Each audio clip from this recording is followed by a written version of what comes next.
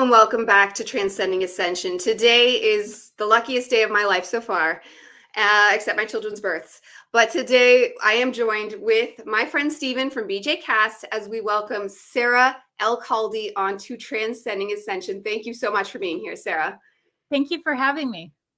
Absolutely. It is a pleasure and an honor.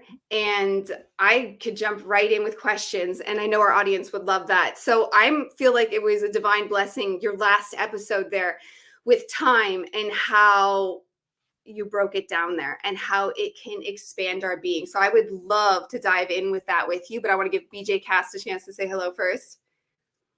Hey guys, and thanks again for hopping on with us, Sarah. It was such a great time last time, and I'm sure this time is going to be just as good, if not better. Oh yeah, I mean, I loved the conversation last time, so I'm ready to hop back in and build off of it. Oh, good. That's I'm glad awesome. we were talking after your last episodes. It was literally like it was all there, like the expansions, the way you take the situations and make them bigger, like how we all know time and space isn't real. Yes. But what does this mean specifically for us? We know, like I already know, and I already teach my audience that you can connect with all yourselves. There is no past and future selves. Now, one thing I teach, I want you to clear up, and I don't mind being wrong. I teach that it's not linear. So depending on your karma level, your next life might be 1,000 years ago in what is our linear past. And you can follow your progression of a soul from the bottom to the top. Yes, but it's not linear. As you go through your progression, and this is the hypothetical, is one day we'll all be that Jesus. And that's why he was so powerful, is he's one of our end lives. So if you don't mind breaking down that concept, can we go back and forth in our own soul level linearity, like what our soul would see as linear, it bounces around? Yeah, so I do my best to organize these things, but at the end of the day, what I have really come to is that I actually just need to do a mini documentary where it's just explaining this stuff. The non-dual community likes to gaslight everybody who's trying to give a comprehensive structure of something that's innately abstract. And because of that, I feel like I have that psychic block released now. I have let that go, and I'm just going to go full. Here's the maps of the universe. And if you just want to jump all straight to, oh, you're complicating it, then just don't watch. Just don't watch. So, but it does need a mini documentary because there's different truths at each density, and they're all playing together. So by the time we're here, we're like, WTF. I would agree. Where I was kind of getting at, I was kind of like preparing. It felt like that. It felt like that. Yes. Spirit guide episode that I did about 3 weeks ago. I was saying like, well, by the time we're here, we're a culmination of different things. And so I really do feel like it's helpful, not just for it's mainly helpful for my audience, but it's also helpful for me to break these down into episodes and then just give a call back to something instead of trying to bite the whole dish at once and just go for an hour-long thing. And I appreciate lectures, even from past mystics and even present mystics that are able to do that. But I find that my audience can best comprehend and digest it through that ability to kind of like laser focus in on one aspect, kind of play it into a few other ones, but just laser focus in on one so that it's not spreading it thin. And so because of that, to answer your question now, it's, can you be reincarnated in a past life based off of the karmic, I believe you use frequency or a word similar? Yeah, like how your progression, your frequency, yes. Yeah, so it depends on what your dominant vibration is. If your dominant vibration, let's say, is in the 5th density, which truth and reality, and therefore your light body, will be operating differently. And that's what I feel called most to start that off with, because you said karma, and that's how I translate what you're saying. I translate it into where your dominant vibration is.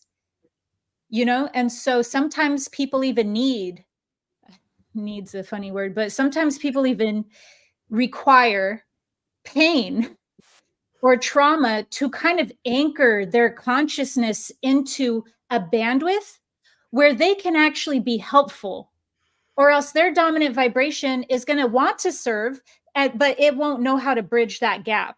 So I'm just trying to enhance and illustrate just how important it is for a person to be able to understand that your dominant vibration equals the truth in a multiplicity that you operate from. So how that pertains to what you asked is, can somebody be located in a past from a present incarnation? Yeah, that would be based off of their karma being heavily located, heavily dialed into, I would say, the third, lower fourth density. Does that make sense?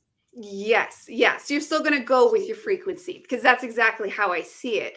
Like after we go, and that was a follow-up question. I don't want to be greedy. I'll ask this one, and then it's your turn, Stephen. No worries. In this passing, and I know you go with Rudolf Steiner, and that's kind of my main teacher at this point, but I always go between and try to incorporate it all because we're so very layered. But he speaks of the etheric body surviving with your physical body. Once it's gone, you're etherically still there, which holds the memories of like your organs and all that frequency interlay. And it kind of plays a game of going through your past life with the astral body until it almost is finished. And then that unfinished business we might have heard of is finally done. It vanishes away. The time span is different. And now you're just incorporated into the astral soul. And that is now, that's your ticket to where you're going to go next. Everything that's once downloaded, once it's gone through the full process, because the etheric body could even potentially clear some stuff up. It depends. But then that's where you're going to go. And is that true at all, what he teaches after, or is that not even quite it either? It's hard to get your head around like exactly what it looks like. I like Steiner. I love him in some respects. I revere him in all respects. But Sarah's being called to expand beyond his paradigm, even though I feel the stretch, like he's got a bit of it, but like there's more. Yeah, it's funny because the paradox is I expand to return, because I started with fourth way, and I don't know where I'll end, so I can't say, and I'm going to end with fourth way, but I started with fourth way, and I resonate so strongly with fourth way. So all this mystic systems that I revere and I learn and I even blend together and I share in one form or another, in one facet or another, if I'm pulling from, I'm doing it because I feel that even if this isn't the whole truth, the whole enchilada, this is a very useful foundation. This is a very useful step. So what I always gauge things from isn't like, oh my God, like, what system should I choose to reshare? It's like a building process of creating the way. Yeah. What is useful? What is useful? Because something might not even be true, but it could be useful. Yes, that's so true too. Like you said, how it's abstract. Like I don't even think it's the same answer for every person when they die. I think it might even be different for every single person. So what you can do the best is develop the eternal essence, eternal essence, or what I call spiritual sovereignty. That's why I teach spiritual sovereignty. It's that has enough substance to go into, I don't want to say a purely subjective realm where it creates its own, but that will be able to go beyond what we're building and working on this life, which is, did Steiner was right, or for me, Gurdjieff, is the moon trapping us? Is the moon wiping our memories? I keep coming back. That's an interesting one to come back to for sure. Oh, it's like my twin flame. My twin flame is the moon wiping my memories. Everyone else has like a person. I'm like, It plays into that moon matrix thing a lot of people talk about, with the reincarnation cycle, and you talked about it on your video with the false light, how that false light will pull us in, and these entities will disguise themselves. It's always a good thing to come back to. I mean, it's always very interesting to just kind of digest and break down, so yeah. And there's a lot of validity to it. So as much as there's a lot of hype and misinformation and fear and what I call useful idiots, 80% of what's going on is actually they don't know that they're being used. It's useful idiots. It's actually very small strands, kind of like how a probiotic is concentrated. So you're getting concentrated amounts of something, but in a small enough space. That the concept of there being an actual plant or an actual, I don't know another word for plant, but that is so small compared to useful idiots. So that topic is ripe with a bunch of misinformation that can, what I think I consider human error, just organic misinformation about a very complex topic that has a lot of truth to it still, you know. And so yeah, but to answer your question about like what goes on specifically, and especially pertaining to Steiner's paradigm, I like Steiner's paradigm because he is clearly preparing the energy field to receive something that was beyond the epochs and beyond the energies that were even present while he was tuning into them. Yeah, So he because says of that that, too. right. So because of that, he was correct in a sense. Now, does that need to be taken to the max? I feel like there's other strands or paradigms to pull from, but he even said that because of how objective he was. He knew that you have to perceive the truth from at least 12 paradigms.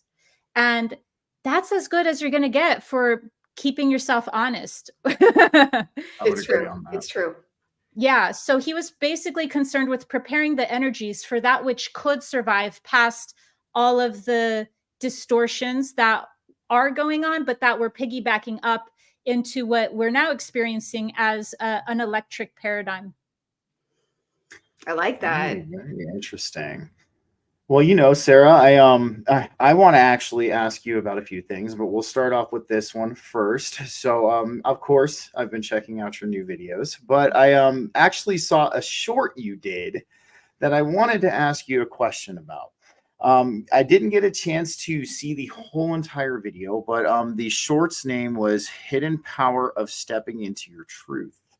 And what you described, so what you were describing in this short was how when we do this, when we take this power of stepping into our truth, you know, being our authentic selves, evolving ourselves, whether spiritually in every different aspect or facet of this existence, there's a subconscious trigger mechanism in the people around us.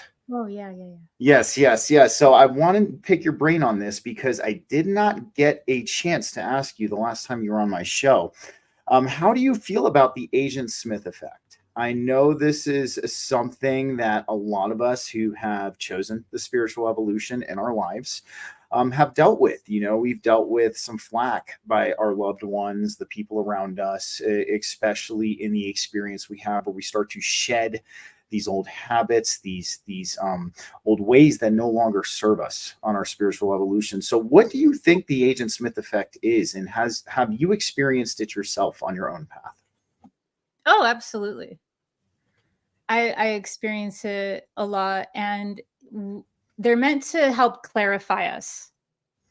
So I will go one step further and say the moment you start talking in a public sphere about these things where you're really public, like me, like you've got a large following, you get it from even other people who are spiritual. You get it from people now accusing you of, why do you have so much oh, the algorithms are pushing your stuff because you're this. So you get it from every angle. You get it from people who are spiritual but not doing the inner work to just go, wow, maybe I have jealousy, or wow, maybe I have my own blocks, or wow, maybe I should figure out. One of the biggest blocks I had, and I know this is a tangent, and I'm going to answer your question. I did not forget. All good. I like it. No worries. One of the biggest blocks I had was I didn't know how social media worked, and I had a large account only based off of the fact that I had friends in high places at that time who kept reposting me. Okay. Until I learned, I went on YouTube one day and I figured out that the world wasn't against me. I figured out that I was doing everything in a horribly wrong way. And once I fixed that, I didn't need anyone's help. I had my own organic thing. So My point is that it comes through your weaknesses. It comes through your fatal flaws. It comes through your jugulars. The Agent Smith effect goes for your most vulnerable spot. It's different than if you're expecting it to come from clear opposition. Clear opposition would be if you're in a political stance and you're loud about it, you're going to expect the opposition to that political stance. Now, is that really Agent Smith? No, that's not what I would call Agent Smith. I would call that like organic, like we had it coming, what we have an opinion and we exist in the world.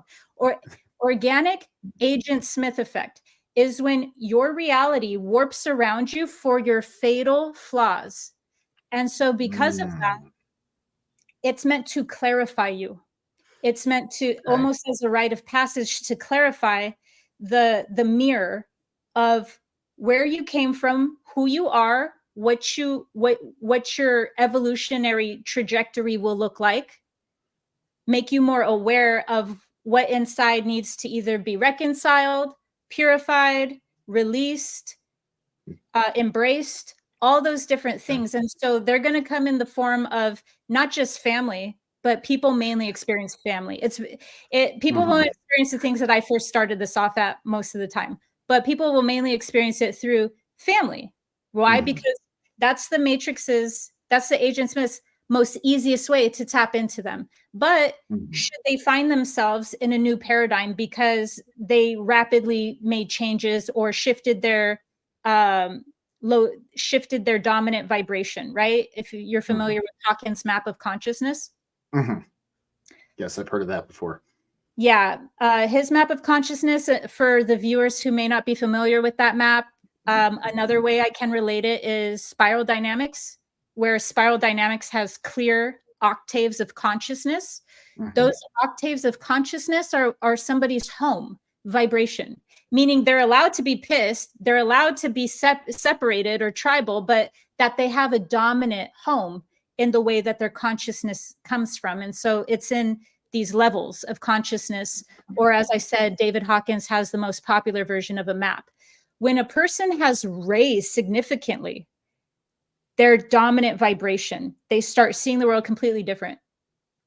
They might make rapid or they might make intense changes to their circumstances. The family might not be used as the Agent Smith so much anymore. They might have clarified themselves in that department to where it's like you either create harmony, like I did with my mom, like you either just create harmony, you just go, okay, you could be Catholic. Okay, I don't care. Okay, I love you. Okay, I don't have control over your journey. Okay, I love you and I'll look weird to you. I accept that. So you learn that unconditional love, but then it's like, all right, well, let's try this setting. So if you keep refining your level of consciousness and you keep changing your home dominant vibration, your home vibration, then what happens is the Agent Smith effect comes in new, different catalysts. And so it'll always come in the way I'm really setting this stage to be like, what will it be? How you will know it? You'll know it by it's coming after your fatal flaws and your jugular.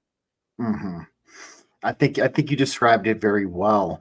You know, I've heard that version of it before. I do think it is. It's almost like a clarification. It's almost like, because we are all subjective focal points of the divine, and how it does come for your jugular vein. It's almost as if the divine in some ways is giving you that message, that test. It almost helps you clarify yourself in order for you to move on to the next phase of your evolution. I definitely agree with that. I think that's awesome.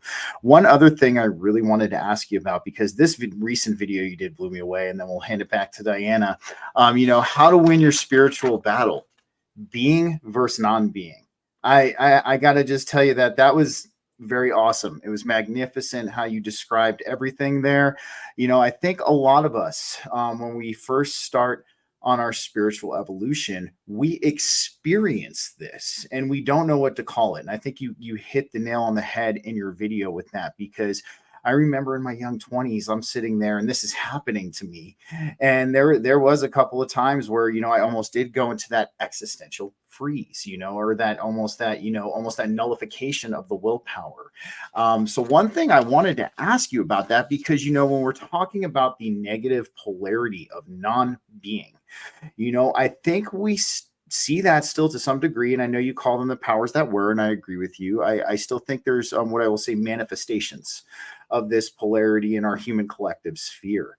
And I guess, do you feel certain human energies in the collective consciousness are pushing forth this negative aspect of non-being?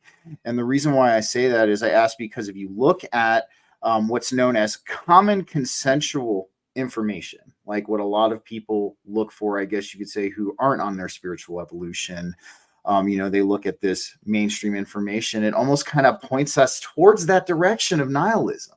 It almost does in a lot of ways. So, I mean, do you feel that this is potentially some kind of pushed forth energy in our collective at this period of time? Because we see so many different aspects of it still kind of taking hold.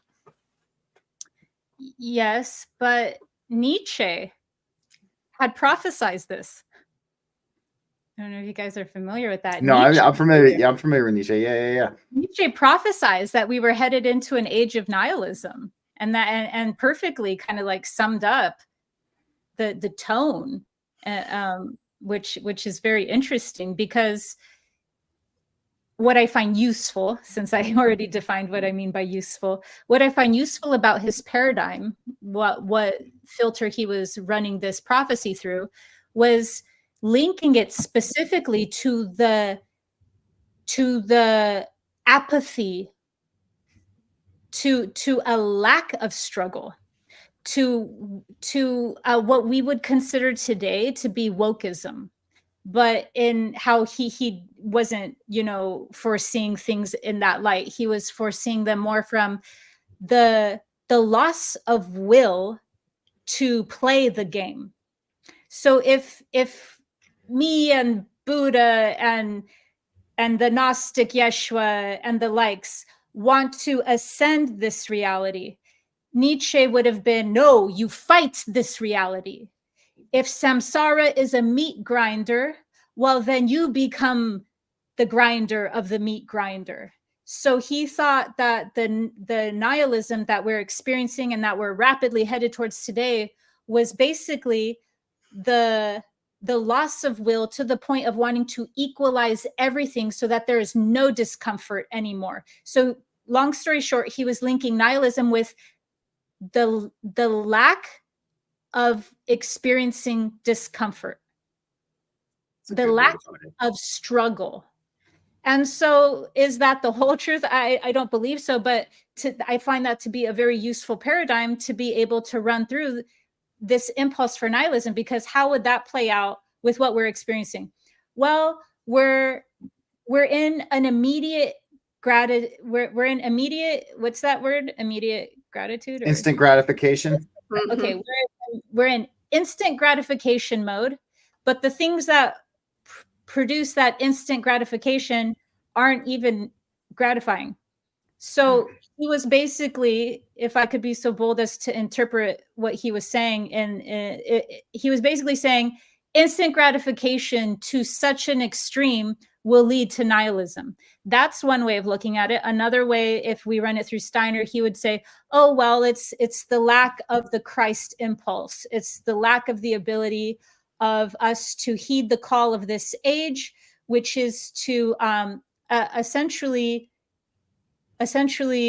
not just, he wouldn't say open the heart, but he'd say something along the lines of, it's the lack of the ability to really locate ourselves in where we are in time. And where we are in time, according to him, was we're on a bell curve out of the material realm. So when we're too stuck, when our consciousness is too attached to all the different egos, all the unresolved things inside our mind, body, spirit, then that would mean that we cannot answer the call. So we will naturally we won't be able to align with the life wave. We won't be able to continuously heal and continuously catch that creative wave called Christ into Ascension. So there's different ways to really look at the nihilism. I view it actually as being entirely appropriate. I view the nihilism as being appropriate. And the reason why is because nihilism isn't a bad guy. Nihilism is actually what people might mistake for the highest state of being, which is stillness. But when you don't know what's going on, you go, oh, what's the point? Oh, what's the thing? That is a massive choice point. Is the choice point to blame? No, the choice point is not to blame. What you do with that choice point can lead to more nihilism, which will then lead to more apathy, which will then lead to more lower consciousness and so forth. Or you can use that choice point to go, oh man, I get it. I get it. There's no more ego gratification. I woke up from the dream and now I'm depressed. Do I go blame nihilism for my stillness?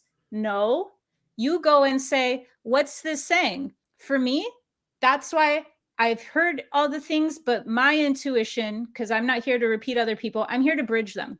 I'm here to teach them so that then I could compare and contrast with my gnosis. I say some people truly, genuinely, not from resistance, not from avoidance, not from this or that, truly are meant to graduate this reality. It's grown out like a shoe. You just grow out of the shoe. It's not about, oh, I'm trying to grow my foot so that I could fit into that shoe. Your foot just grew out of the shoe. I would agree wholeheartedly. And I like your perspective on the nihilism being a good thing. One last thing I'll add before we go to Diana. I just want to get your opinion on this. I feel what we're experiencing right now as a collective is we're being shown some of the, what I will say in a perceived fashion, some of the deepest, darkest aspects of this at this current time. You know, with the collective energies being the way they are right now, do you feel that this is actually a good thing as well? And the reason why I say this is because we as humans, as you were just saying, if we don't have struggle or we don't face any kind of adversity, at least when we're trying to manifest and be in this state of being, it can lead us back to that. But do you feel that this is going to help us even further as a collective in this unveiling that's occurring right now, and maybe potentially getting us up to a little bit more speed in the collective sense, I guess is what I'm saying. Yeah, but we would need to admit that we're heavily addicts. We're addicts to the way things are. And that to proceed forward, we'd have to be an entirely different version of ourselves. And that entirely different version of ourselves would also be one that would, I don't want to say sacrifice, but would have to evolve into a way of being where there's always going to be challenges. There's with every dimension, with every level of truth, with every whatever, there's always going to be the paint strokes, right? The paint strokes would be what I call karma and dharma. Karma and dharma. Some people call that contrast. There's always these different ways to paint the fact that there isn't 100% utopian perfect idealism within this universe because, well, if you ask me, because we're in light. Light will always have shadow because that's what light is. Light is defined by what is not. It is defined by shadow. So because of that, there's always going to be that. How does that play into this? Well, we would have to be like we're like light addicts. We would have to like be, I even was thinking about this. I was like, I like my creative stress. I'm happy for it. And then I thought, yeah, but your creative stress is dependent on a way of life and a way of being in a system where inevitably, even if you don't mean to and you don't want it to happen, you're enjoying yourself. You're having creative stress because of a system that is essentially making another person's stress not creative, making another person's stress so stressful that they will lose a marriage. And I don't mean anyone who I know. I'm saying that people, because the download came to me because I was thinking about how much people would like be together if finances weren't such like, like a hard stressor, like the hierarchy of needs. So we're in a system where we'd have to give up basically our own, whatever it is, like our own advantages. And I don't mean in a communistic way. I mean in a way where you're going through a spiritual detox to go into a healthier paradigm, like beyond the polarization of any of these isms, beyond the polarization of capitalism or communism or any of those isms, is a new earth. And that new earth would not be based off of slavery. There'd still be challenges, there'd still be sovereignty, but that basically it would not be in the trenches of separation and so dependent on, well, one person loses in the system, meaning like they live paycheck to paycheck, if that, versus another person who's able to thrive in the system due to whatever it is. I don't know if that made sense. It did. Okay. No, that made perfect sense. I think you did a really good job at explaining that. And I agree with your perspective. I do think that there is no perfect utopia. There, at least as of right now. I don't think the entire collective is ethically, morally, emotionally, and spiritually quite there yet. But I'm with you. It's stepping into a new state of being is truly what it is. And that even ties back to one of the my most favorite things you said on how true ascension is not us dissipating into this lofty realm, but what it is, it's channeling, the divine consciousness and your higher self into the current avatar. And I definitely do feel that's where it begins. Well, I'm going to hand it back over to Diana for sure. Thank you, Sarah. Yeah. Perfect place to do it. And everything you guys just said, it's funny because I could clip that and it could be a documentary for my channel because that's what I try to teach. And I'm trying to teach the alchemy of the human, human. Like we are all bad. We are all evil. Like when I started out, and I was never a bad, evil person. I was your standard issue, life sucks, wham.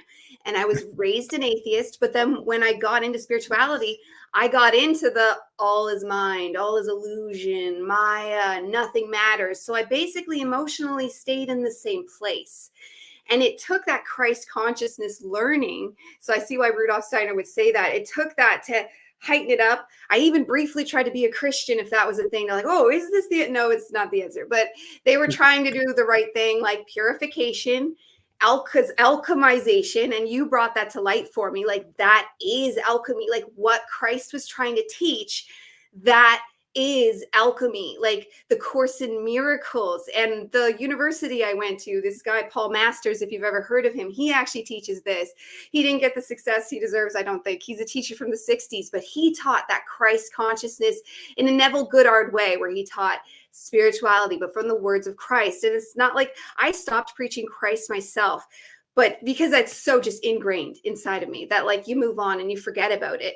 But that is where all those stuck in nihilism need to go to work through it. And then you can come back out and be birthed out again into spirituality. But now you can do magic and you're going to be good. You can do rituals and you're going to be good. Your automatic impulse in the back of your mind might be selfish, but the thing you're going to do in real life is not going to be selfish. But at the same time, then you learn to advocate for yourself, because then you could go down a people-pleasing road. And now you said you did that yourself briefly, where you wanted to be Jesus and you went down that road before switching into higher gears. When you said, like, we all think we're Jesus. Remember you said in one of your videos where we all like, oop, I'm Jesus. It might've been a joke, but like, it's funny because I was through this. The Messiah complex.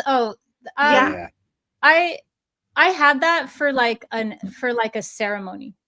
I like didn't have. I've actually experienced people who are like that. That's where that came from. Oh, like all the time. Yeah, they embody it. Like think they are. Like I don't know. Like when I have thought that in ceremony. Don't get me wrong. You think that in ceremony sometimes. I think we need to learn to think it though. We need to find that place so we can learn to think from it, because I think it's the cure for the nihilism. It's the cure for the. Oh, yeah, no, I meant the having Messiah complex. No, the Messiah complex. I've had other people where they can't share the oneness, which is hilarious because they're in oneness and they're like, no, I'm the Messiah. I'm like, oh, okay. Oh yeah, no. I mean, it's like, yeah, like where we get into that, because that is that. I think that Christ consciousness space is the we are all one Yes, place. totally. It is this one and the same, the heart spark, the whatever you want to call it, and going through that human alchemy is the ultimate answer, and that's all we can do. And then what does that mean for the future, like you two were both saying? And we talked about this last time, but how do we take this and make this like a business, like not having slaves? Like today I saw a video of a donkey rolling down a hill, and my human reaction was to laugh. I thought it was a joke. I thought it was funny. And then I read the thing and it was like, we shouldn't use donkeys for slaves. This is terrible. And I was like, oh God, I'm evil. I just laughed, and it's advocating for donkeys. But then it's like, but then who carries it? A robot that's going to kill us later? Another human that you're underpaying? Humans that could also fall down the mountain? Like, the answers in this human physical world are not clear, which is why my job begins and ends with just awakening the Christ within, because I can't think of anything else to do. Like, besides like ending slave labor, like thumbs up. But like, how do we do that? Like, besides conscious shopping, it's too expensive for a lot of people, but that is the way. Thrift store shopping, like, we talked this last time, but do you have any? I'm going to keep, if we ever talk again and again, because I feel like this is the place that's where the world changing is. This is where the world healing is. Like how you guys were saying, we're not going to get there this lifetime, but like, what could we realistically start implementing? Like, it's not a communist world. Like you guys said, it's not a communist world. But what is it? It's not this. It's not capitalism. It is getting into a heart-centered space. And then you could think, but honestly, when you're in that place, you're like, you could really, I've been there. You could hippie out, sit there in peace and love and not care about a thing. But then you have children and you want them to go to school and be normal. And then you're like, but now what? Like, it's one or the other. How do we bring hippiness into real life functionality in an authentic way and just keep pushing forward like we're doing, but like more?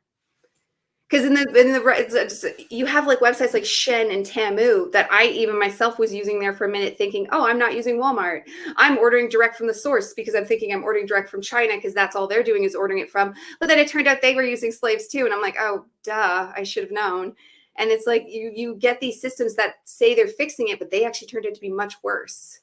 Yeah, Shane's actually the worst. Yeah, I know that now. Yeah. And then I was like, I'm going to start my own clothing line. And I don't want to start my own clothing line. So then I'm like, all right, well, once I get a bunch of money, I'll hire somebody I trust to start it for me who's passionate about it. And then I was like, yeah, but that's making you feel paralyzed will because you're not there yet. So I was like, okay. Don't think about it until you're there, because sometimes you could get overwhelmed. That's what happens to me all the time. Yeah. Even I have so many things I need to do. Yeah. So you have to like literally be present and go with the flow, or else overwhelmed by things that aren't happening. But yeah, like I shop on eBay for things that, and my logic, the way I rationalize buying these brands, not none of those, but like the brands is like, well, I'm buying it secondhand. And also, yeah, we have Value Village here. Yeah. So that's even, but it's sad that we're in a reality where we have to even have logic to rationalize these how things. We buy our clothes. Yeah. And then don't even get me started on the microplastics. I could actually, I'm going to actively stop myself from going off on that. I found some stuff out recently, and now my attention has all been directed there, like laser focus. I'm trying to think of how to detox microplastics. But anyways, so I'm with you on that. Yeah. Forever chemicals, the list is endless. Yeah. Okay. So to answer your question, the thing that I have seen, where I have always started with my purpose, my call, has been spiritual activism. And then it has now transformed into, I would say, spiritual activism, but more so spiritual ascension, because now I see it fully as a spiritual war. And I feel like it would be a damn shame if I continue treating it only from the level of spiritual activism, and that would not be the full potential of why my incarnation, like my why. So, but how it started off was always child trafficking. Yeah. Child. So I was even just pondering today about how it's rapidly shifted to teaching people about time, and how that's it has a story arc, but we won't go into it. But I feel like if I'm teaching people and connecting to a higher spiritual sovereignty that is at the root, at the very jugular of a system of spiritual slavery, then what will stop me from helping things along the way? My point is, if somebody's focused on the highest good of service, does that mean they have to stop helping the other levels of service? And I don't see that they have to stop. Wait, what was the question? I would agree on that. No, I think you hit a very valid point, because I think a lot of us, I call it the many different layers of this awareness that we're going through, and it is, and more layers continue to reveal themselves over time. I think a lot And of us there's like, start now off, what again every time? yes, Now what? a lot Now of what? us start off Everything's in that. evil. Now what? That active, that exactly, a lot of them start off in that active, I myself, being the geopolitical thing and all of these stuff, like you were saying with the microplastics. And what I've noticed is, as we go through these different layers, I'm very Gnostic about it. I call the removal of the forgetting, as we continue to go through the removal of this forgetting that's on us. Yeah, I like it. I've kind of ditched the awakening term. I still use it, don't get me wrong, but nonetheless, I agree with you. I do think, because and I think you'll agree with this too, Sarah, there's a trickle down effect, as we are focusing on this highest intention, or what we are in this period of our highest intention of what we're trying to do. There is that trickle down effect, because one of the things that we see, or one of the things that I feel, is that we as a collective, we've been conditioned to think that everything is hyper complex. From our health to the systems we currently live in, many different things. But when we look at this from a simplistic nature, when we start to move through this, it does trickle down. It affects all of these other aspects, and all of these other things that we're trying to help along. I mean, would you feel that way yourself, and have you experienced that to a degree? Yeah, because if I'm helping people understand these things, and people get weeded out, right, talking about high spiritual concepts, and I'm sure that happens to your guys' audience too, like you're as good as your last podcast. So if you have a podcast or you're talking about something really high level and it doesn't immediately help the person pay their bills, they will let you know how ungrounded they are. But actually, if you're talking about, how you said the forgetting, Yeah, the forgetting. or I forget how you I forget No, how no, you no, no, no, no, no, no worries, no worries. So I was talking about how, like, what was like you said. you don't use awakening, you use a new word, something about forgetting. So Sake of remembering or something? I call the remembering. Yes, I Oh, call it the remembering. And it's because, and I'm sure you felt this way too, Sarah. We're a lot of this stuff we're remembering. It's already located within us, and I feel as we continue to move forth, and this remembering that we're undergoing as a collective. But as that's why I like remembering and forgetting. I think it fits. That's just my opinion. But as I was saying, now that you're focused on spiritual ascension, I mean, of course, like what you're teaching is very pragmatic and practical to anybody's evolution.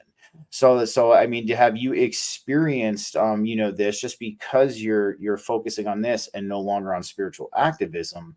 Have you seen this trickle down effect, this energetic trickle down effect with this? Because I've noticed that since we're working towards the spiritual evolution, the spiritual nature, I mean, we're talking about stepping into a new way of being.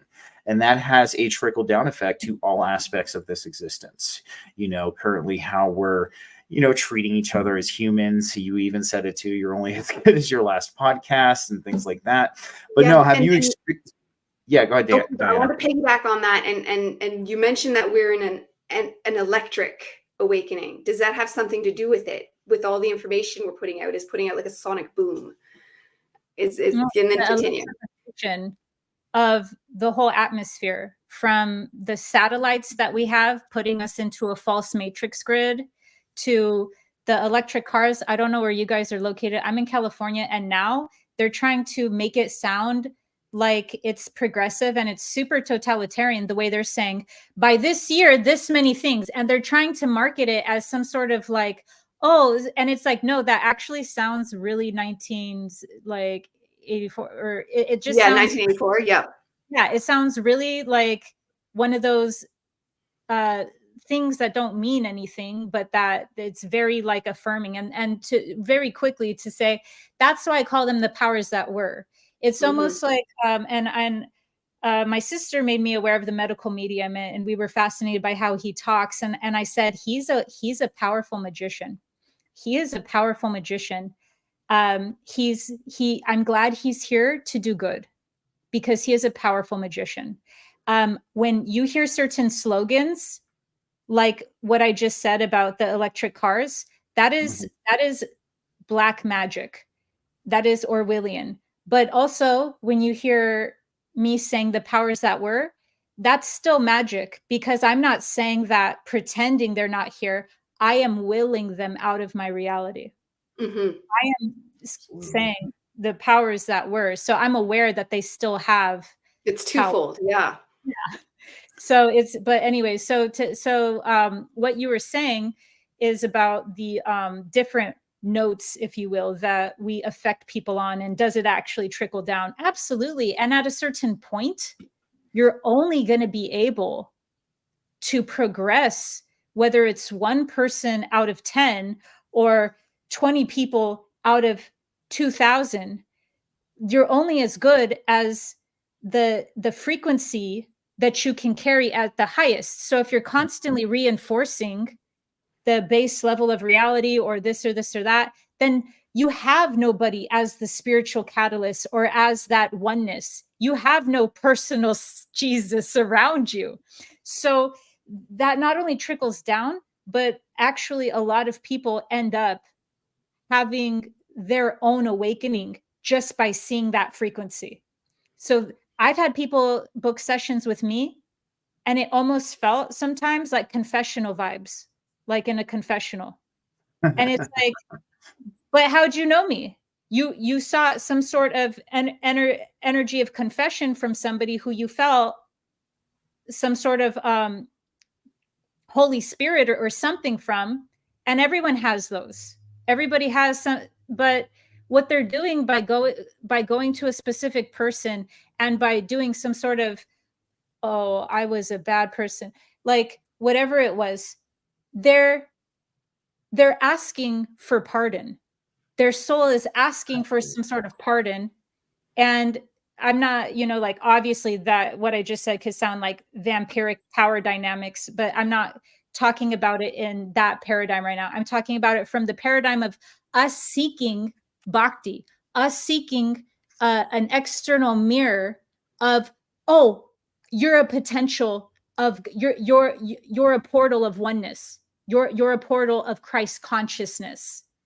And if you don't have portals of Christ consciousness, then you're all just recycling and things anyways. So spiritual ascension, spiritual sovereignty is the only thing that can even help the trickle down, even if it's not appreciated immediately. But what I have noticed is that it has woken people up of what I call toxic rites of passage. Because if somebody, whether a woman or a man, whether they come to me and they go, no, I wasn't that good. And so I go like, oh, you mean you went through a toxic rite of passage? I like that. They did something happened where they were put through a toxic rite of passage, and they became what the rite of passage that they had somebody put them through became. So by the time they're coming to me, I'm not like, well, we all do bad things and blah, blah, blah, blah. I'm like, oh, so you poor thing, you went through a toxic rite of passage. I like that. I always tell my people, you're just human and we're evil. but that's the human, that's the physical. Now you got to bring it up here.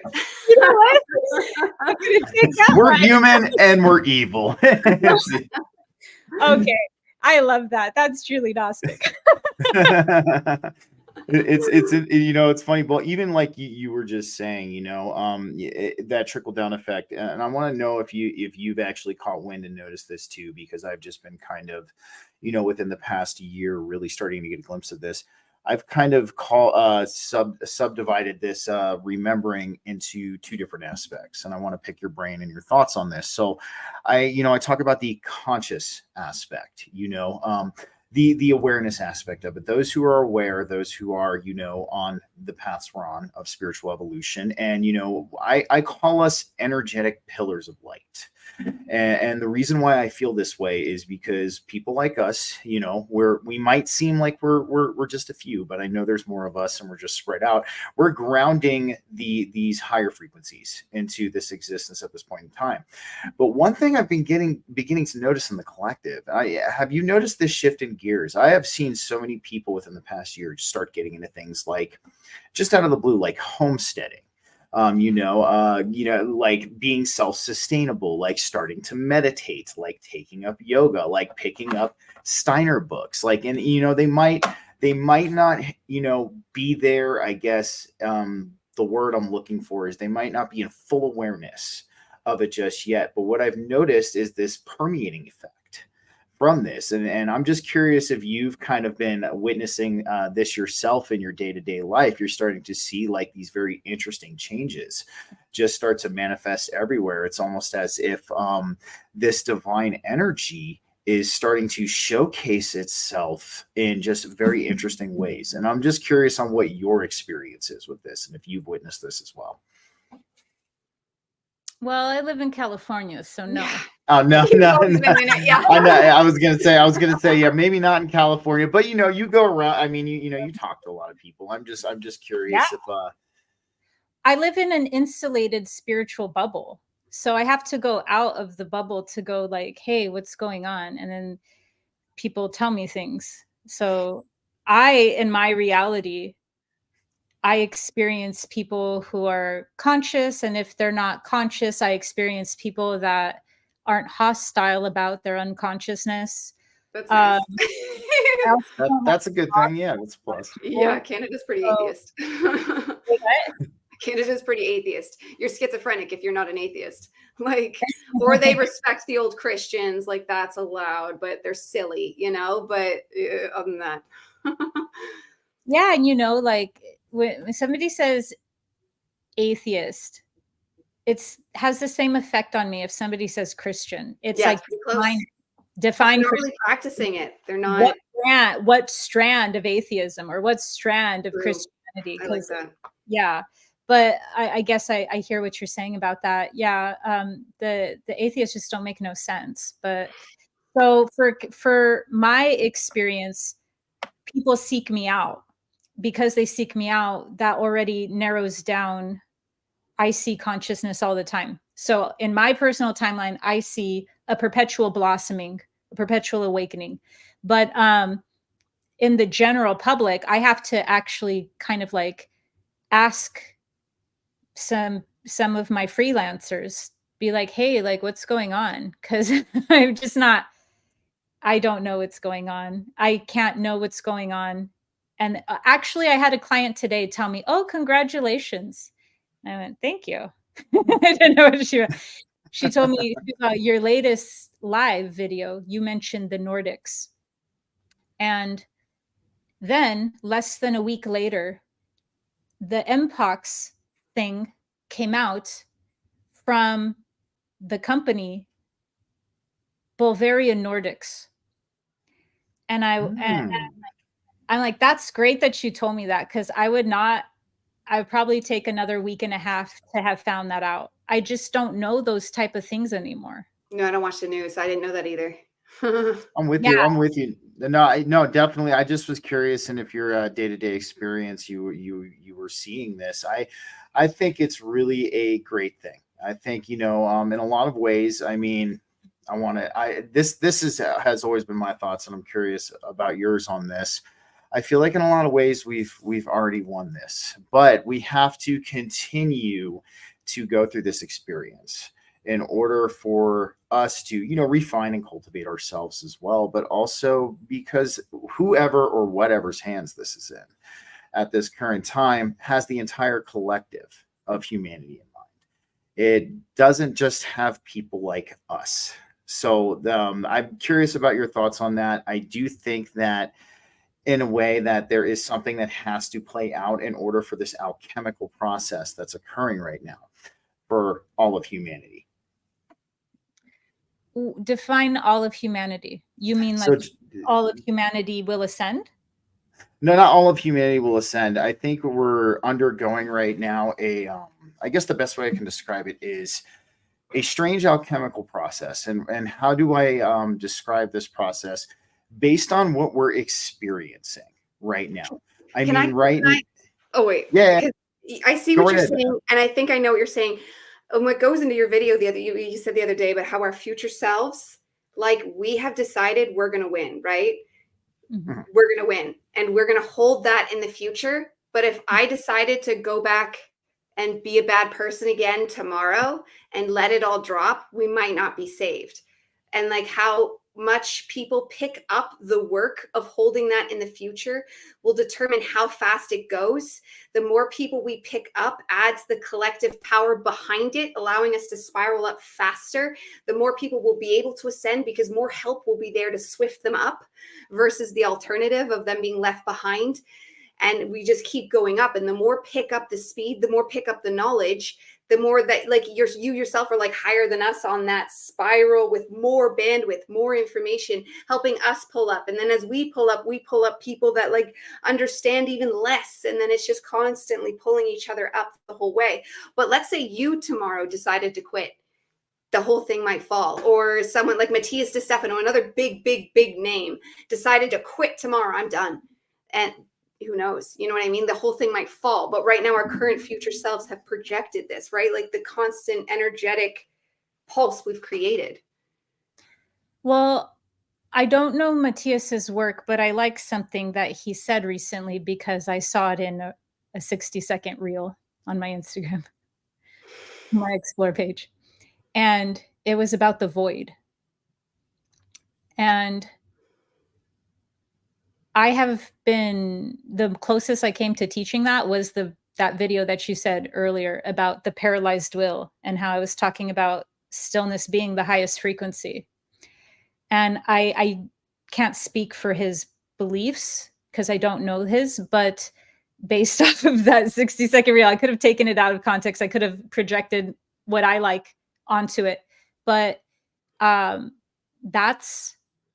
I'm glad he's saying that. I'm glad that somebody that large is saying that, because that could go really wrong. That could sound really cold. That could sound really nihilistic. That could sound really dark. That could sound really bleak. And it's not. It's actually where Buddha was located. That's why a lot of people think Buddha was an atheist. No, he was just so yana. He was so yana. When you're yana, you're there. When you're bhakti, you're hot. You're hot because you're seeking. You're hot because it's magnetic. When you're yana, it's cold. You're there. So because of that, that's almost kind of what else I was talking about with the addiction. The addiction is hot. The addiction is magnetic. When you go through a spiritual detoxing, it's cold. It feels empty, and it's emptiness, but it's not empty in a nihilistic way. It's empty in the stillness way. And so how that relates to all of this is we would need, as I said earlier, to go through a massive paradigm shift about what our rewards are, what our values are around us, into like genuine spiritual sovereignty. Because a lot of times people think that the domino effect of awakening or just the concept of ascension, they have a very like not in reality at all of what that is. And so it's almost like, and I don't mean this I don't mean this to tell those people in a bad way.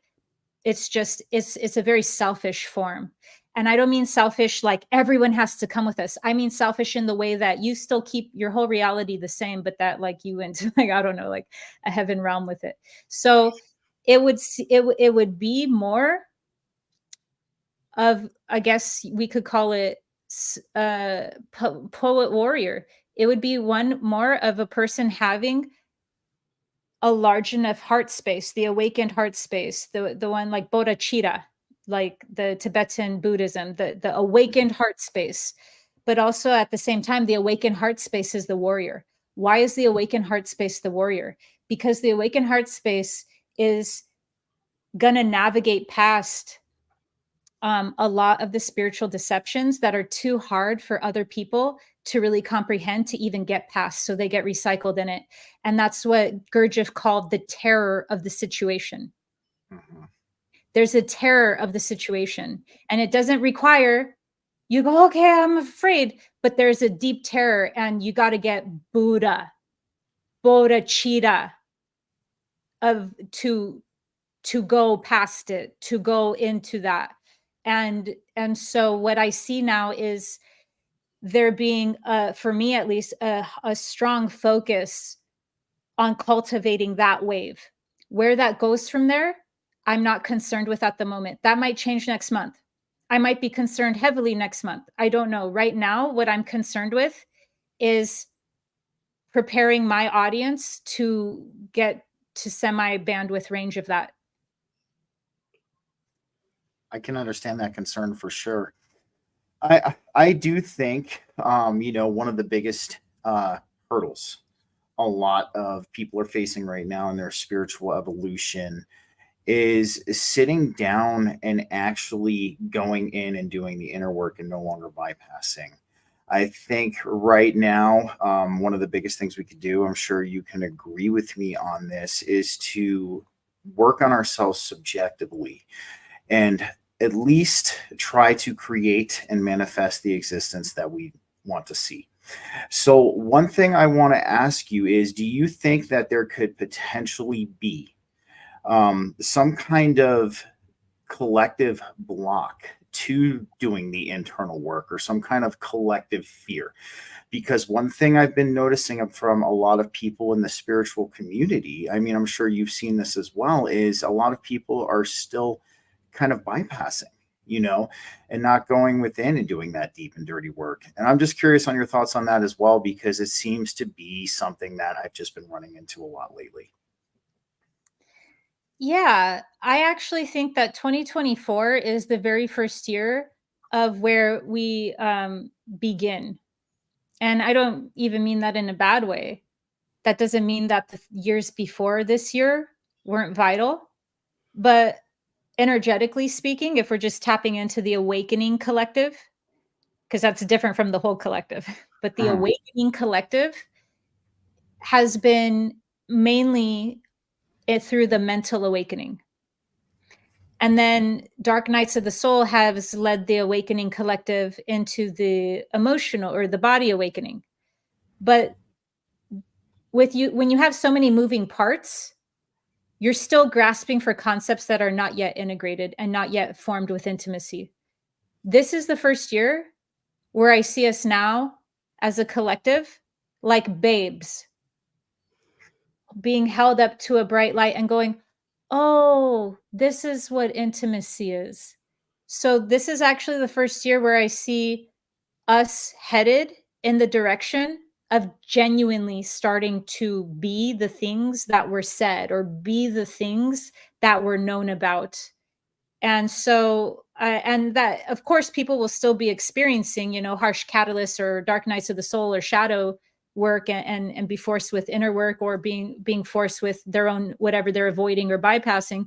But the overall tone is one where people now feel safe enough to be soft, safe enough to be intimate.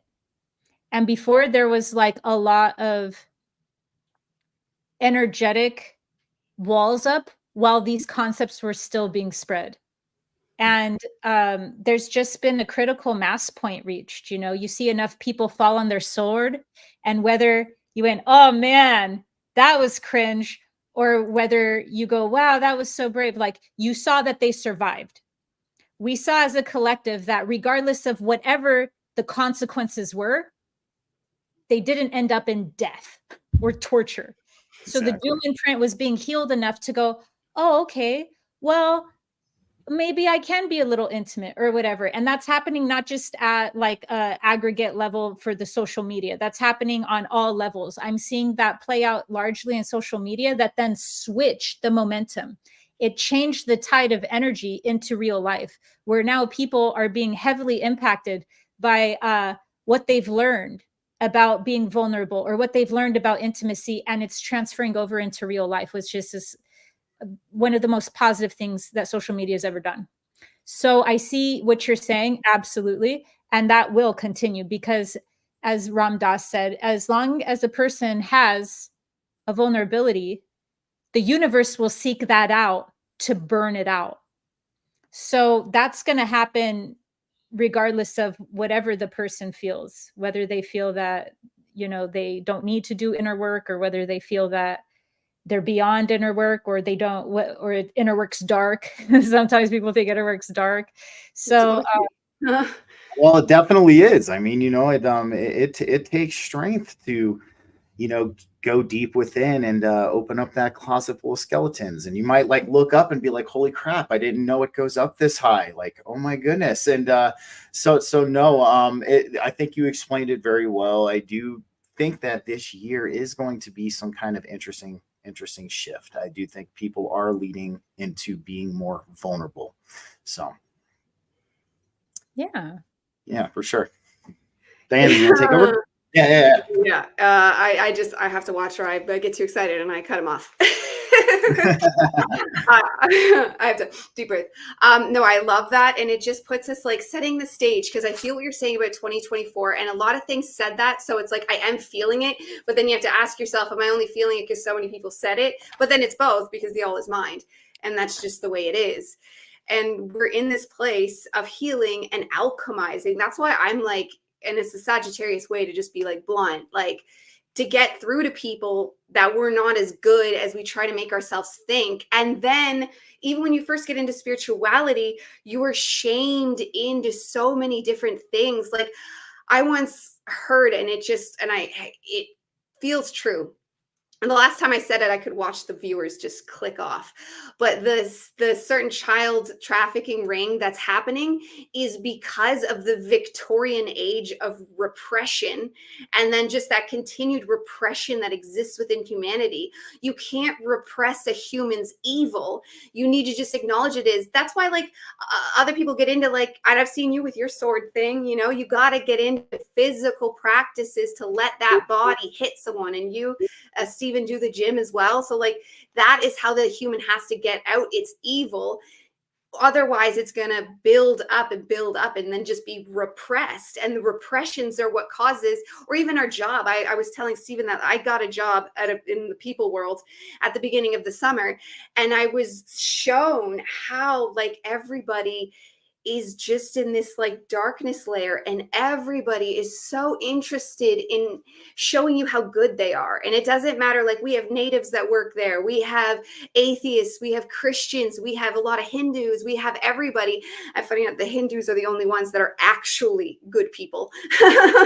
And everybody else is just trying and showing, and it's just like this rat race to be a good person, but it doesn't equal anything. Nothing is happening. And this is where I get really blunt. Like I can't do this at that job, but my life coaching business where I really thrive, that's where I get in there and I go, no, how is this your fault? No, how is this your fault? No, how is this your fault? And like we can honor what the mother did and what the father did and how that hurt you and how that wounded you.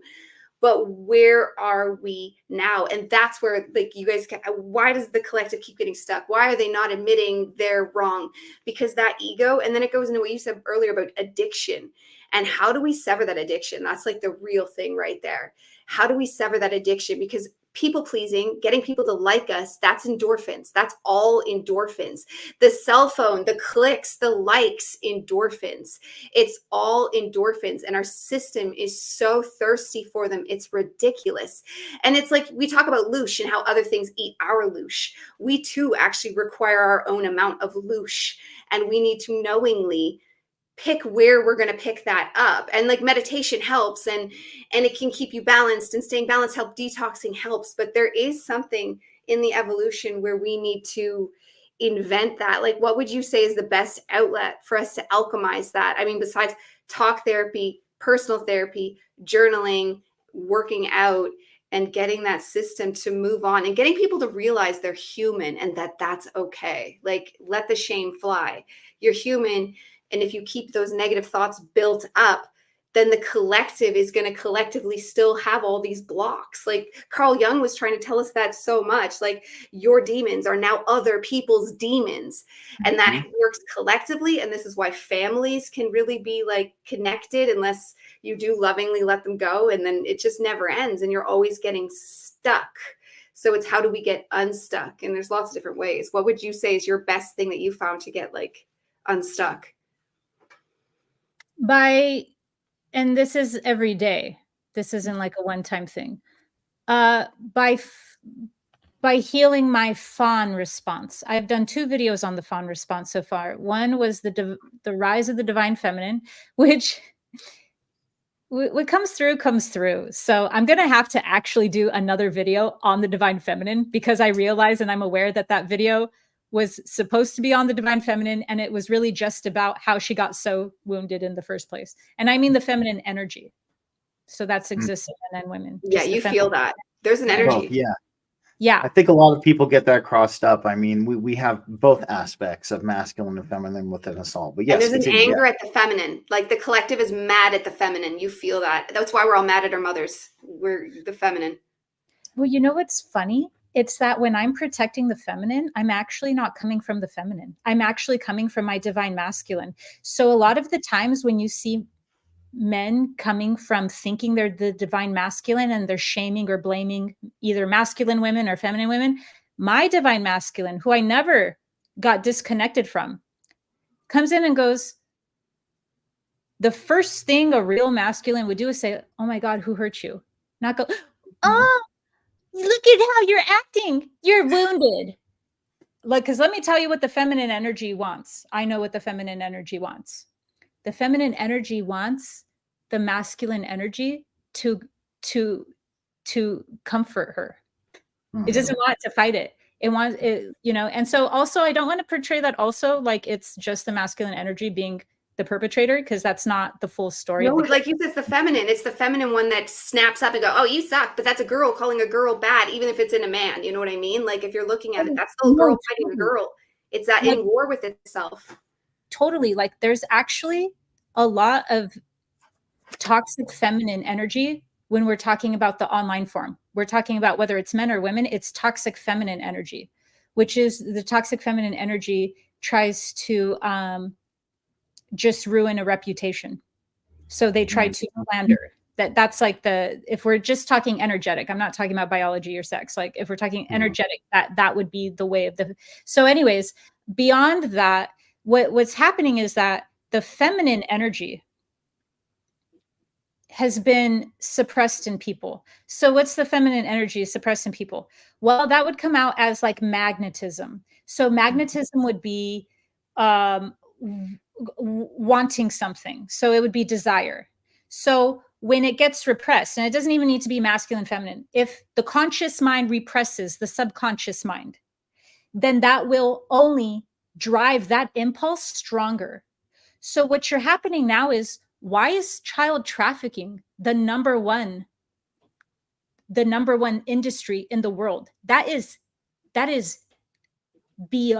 evil. That is beyond sickness. So how did it get there? Well, let me ask you, how does a person, I don't know where this is going, if I could say this. There's No, so many right things ahead. I could say on my channel, but I'm like, I don't know if I I will. allow you to say it on my channel. Go for it.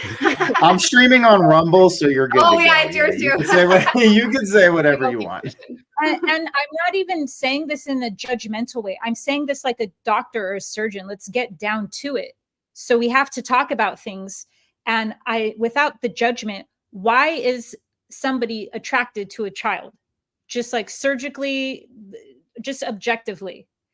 And that's the number one business. And now that's creating all these toxic rites of passage, where you have people being tricked not only by men coyotes, but women coyotes, right? Because the women ones are easier to lure you in because you would trust a woman more than a man.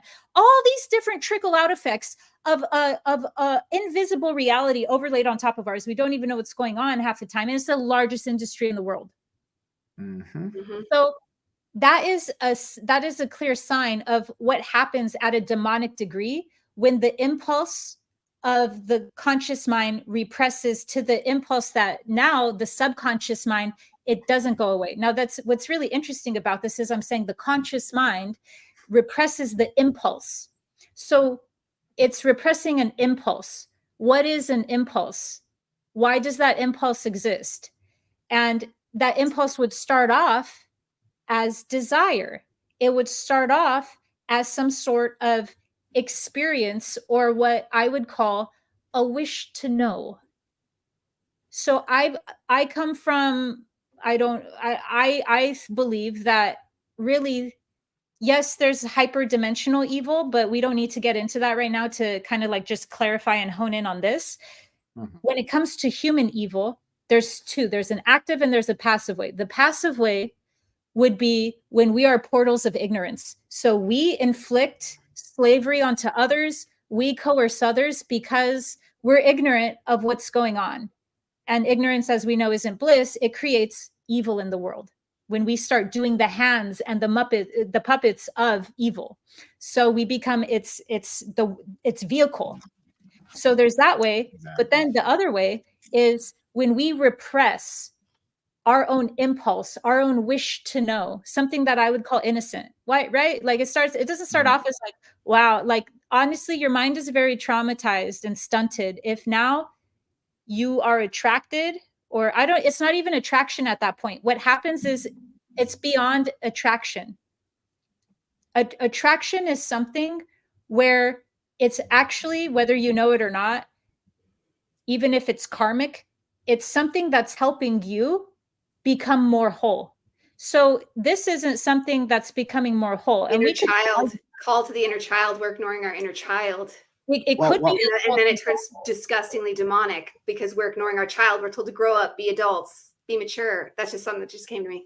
Oh, now that's true. So it's that, but also it's like beyond attraction. At now, it's almost like in the denial of the attraction trajectory. And now it's going, I like the way rampant, stark dominancy is. Because, right, what's more vulnerable? At that point, it's not even about like, oh, I like you. Like, no, that's like not there. Instead, it's this like raptor versus human. Like, it's like this conduit that's starved. It's such a small channel of life force because the impulse was so heavily distorted and repressed. Yes. Yeah. 100%. And we're creating it. That's what like we as a collective are creating it, and we as a collective can fix it simply with our mindsets. And we're going to almost have to at this point, because as we saw with that movie, and as we know with how the powers that were, they're not going to storm in and save the day on a large scale and end it tomorrow. We're going to need to do bigger things. Same thing with the fashion industry, because that's a huge slave market there. Your furniture is a huge slave market. All that quick made stuff, huge slave market. And it's getting bigger, not less. And why? Because we don't want to work. We've been told that working is bad. That's another thing I've seen. And I think that's the slave thing, is we've been told working is bad. So we get very lazy, and we are waiting for robots, and we order all this easy stuff because working is, and then it just creates a slave thing. and the slave master thing, and how I said earlier about with the boss and learning to stand up to the boss as a human to a human. That's something we need to work on. Like human to human, if you have a boss in a normal job, how do you talk to that boss like another human? Or, oh no, it's your boss. Like getting to talk to you is a great example of that, because you are like this huger channel, but we're all humans. We're all humans, and being able to talk to another human, regardless of position, is something I think will help us get over that slave master mentality. Like we're still playing at that timeline of slave master. Like I saw a meme just the other day of somebody like an old Egyptian bending down with the thing to give the king, and then they change it. It's the same humans, but it's a worker giving paperwork to the boss, and that's exactly how it is. Like it needs to be retooled, and humans need to go into it with more power. Like you don't have a normal job. Have you even ever had a normal job? I know you want, like, have you ever had to do the thing where you had to say yes, boss? Oh, I was never good at saying yes, boss. Yeah. I don't think any of us were. No. See, I've had like 20 jobs. And then she stopped hiring me for gigs. So yeah, I'm just bad at that. But I mean, I've had jobs before. That's a good thing, though. We all need to be bad at that. We all need to be bad at that. I think that like what was once total curses and ailments in my path have now just become the very defining features of my success. And so most people might not have either one, the resources to go back to any sort of place, but then on top of that, they might just go, well, I don't want to take that hard road because it's untraveled. And for me, I just, I was lucky enough to have family who lived in California. So because of that, I was just okay with being pathetic for a long time and highly dysfunctional and taking the shamanic initiation. I didn't know that that would lead towards high success, at least as what I gauge success, right? Because I'm not gauging it off of like Jennifer Aniston, or else that I'm gauging it off of what Sarah thinks is success. I find myself highly successful if that's the case. So because of that, just the way that I'm cut from an interesting cloth, because I don't have the same reward value system as most. The existential weight of the situation always was my calling towards that. It wasn't more so than, hey, survival. Yeah. Basically, my value for survival was less. So that's what's going on. But beyond that, what was that point that you were pointing at before that? Like, how do we get over the slave master? And for me, it was just learning I'm also a human, and learning they're a human, and seeing the mistakes they make. And it helps break that paradigm. I don't know if I've broken it forever, but with this situation, it gets broken. But the not having to work is so key. Like working, if you can get away with not working, like I went and had children and then refused to go back to work, even though everybody was like, oh, when are you going back to work? I'm not. I'm going to raise my children. And that afforded me the chance to spiritually awaken. Like fully. I was spiritual before that, but until you're able to sit down and meditate for multiple hours a day, until you don't have to go, yes, boss, until you get to sit with the self, sit with the pain, sit with it all, you're going to just be in survival mode going to work. And that can hold people back and like leave them just waiting. But a normal human, the only solution I've ever seen is communal living, like how they're starting to build that up, and how you can go live in a community for a while. Yeah. And that will be how, if we're talking about the new earth trajectory, that will be the most optimal timeline for the new earth trajectory. I say new earth trajectory because there's other trajectories, but the new earth trajectory, that will be the most optimal, because the way that the system is created, it's not created for the sentience. It's not created for the energetic body. It's too much tension, too much pressure, always constantly on it, which is what I was saying earlier about how maybe these people like maybe a kid is experiencing their parents break up, and really what the thing was it was the stressors over finances. I was kind of like saying that earlier about like the same system that, oh, I have creative stress is another person's reason why Now their romantic connection is no longer. Why? Because Eros is above basic everything. And so because of that, it's so hard and stressful on the system, on the spiritual system of us, on our human sentience, that it's no longer, put it this way, the universe will help us because it's in a good way. The universe will help us because it's actually not condoning creative evolution. And when it's not condoning creative evolution, now the universe goes, oh, okay, well, here, let's help with that. So the very system that people are being poisoned by, for instance, right? Like you said one thing, and about that, right? Like you didn't want to go back to work. Yeah.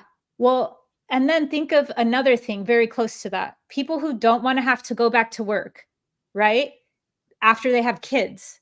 And look at that chain reaction. You have how kids are birthed. I will spare you. I'm sure you guys know too. You guys, they want to cut them all out. They want to cut them all out. They want to schedule right away. I refused. I had all 3 of mine normally, and that is so rare. Just me and my sister were the only ones we know that had our kids naturally. All of our friends, everybody else with children, were in our 30s, all C-sections, every single one of them. That's something is wrong because it's easier for the doctor. They can schedule it in, and it's ultimately cheaper. And that's all they care about. And it's free in Canada too. So they get to just, done. It's crazy. I could go into, if a child doesn't get breastfed until they don't want it anymore, that causes myofunctional and physiological and even musculoskeletal structures that are not optimal. Literally, that causes a chain reaction to where their tongue can't fit their mouth because their jaw never got the suction cup of the breast. So it goes off. It's just like a giant cascade effect. And if you had to go back to work and you weren't being able to, do what you would normally or innately do, which is want to go into rest mode, parasympathetic mode, nurturing mode, and then from there have your children be able to get the myofunctional, the spiritual, the energetic, the emotional, the musculoskeleton, all the different needs met. So it's a whole system change. And that's why I'm saying communal living is where the New Earth timeline has the most optimal outcomes for that level of health that we would need to go into moving forward. And I say this as somebody who does not want to live in a community at all. No, me either, but I think I'm gonna have to start one. No, I want to sow the seeds for that. Healthy people in the future can live in a community without me. Yeah, I know. I've even looked at land and everything. I'm like, ugh. But it's the only solution. I totally understand that. I get it. Introverts going, yeah, how do we help extroverts? I know. We have to, but I don't want to. Like, as I color my windows in so no one can see us. I love it. Social battery immediately drained, right? It's like just the thought of it. It's like, ooh, I need to. Yeah, I'm not a hi, good morning person. I'm like, don't talk to me till noon. Gnostic Jesus Christ freaking introverts going like, how can we help these evil people? I do really just want to save them, but it's like, but from a distance. Oh man. No, I agree with you both. I do think that, when we're talking about New Earth and stepping into this new state of being, it's going to be a radical shift. One thing I want to ask you, Sarah, since we're on the topic of this, is do you feel that a New Earth is going to coexist alongside Old Earth for the time being? What I do see right now, as much as, I don't like to see it, but I guess as part of this process, I do see some sort of split occurring. And I do think that, there's multiple different instances we can talk about. I do feel that New Earth will coexist alongside Old Earth for the time being. And whether or not we stay at least in this frequency, while we are transitioning into new earth? Or, it's something akin to the likes of this. I had a guest on my show the other day, and they were talking about, and I'm wondering if you've potentially experienced this too, on how it's almost as if they feel they're vibrating higher, that other people who don't notice them. And they were talking about an instance of when she was working with somebody, and that person was looking right at them, walking by them, and she was trying to get her attention, and she couldn't get her attention until she went up and actually was like, hey, ended up like shaking her a little bit, be like, hey, I need to ask you a question. She was like, oh my goodness, I didn't even see you there. So do you feel that in some ways that this is going to be a process where we have a old paradigm and a new paradigm existing alongside of each other, at least for the time being? Yeah, it's okay. So I think that even the new paradigm, I think people are going to drop off, and that's fine. Not everyone, I feel like, needs to go the whole 9 yards, as I was saying, like the bodhicitta, and that's the remixed version of bodhisattva or starseed. And even starseed is a mixing pot of too many different paradigms, but really there's a core feature, there's a shared feature there of truth. And it's this ability to see past even the dimensions that are containing within it the things that we're excited about even going to and what have you, and withholding that ultimate union or withholding that higher union out of here to go, if I don't help bring these frequencies of creativity and expansion, who else? Because God, at the end of the day, is being. It is being itself. It is not an entity. So if it's being, then what you have is logoses. You have, and so at that point, it would be like representatives of helping those elevate their consciousness to save themselves, essentially. So I come from the school of thought that we can only save ourselves. And because of that, what I do is help teach spiritual sovereignty and discernment. That has nothing to do with disrespect for spiritual masters or for there being some sort of due process. I would have never learned from any of the people who I sought out to learn from if I went, oh, but you're not teaching me. So I have a lot of reverence and respect and objectivity to go, oh, okay, this person has more development in this area. I want to learn from them. Like you could play teacher and student and still not have that be oppressive. But the thing is at the end of the day, the divine spark in us is the thing that is meant to be blossomed. It is meant to be to where we become spiritually sovereign. So each person, we can help. I know this is going to sound evangelical now, but we can help save each other by awakening the Savior within, which is what the Gnostic Christ is. That's exactly to the T what the Gnostic Christ is. So when I see large things happening, I don't see them the way that the current narratives of this age are. And I say that with no malice. There's whether it's the medieval time, like we bash the new age just for being in this age. What if we were in the Middle Ages? We'd be like, oh, you olden day and your beliefs, like that's actually a sign of a psyche that is not located in the correct initiations for their age when they bash the new age.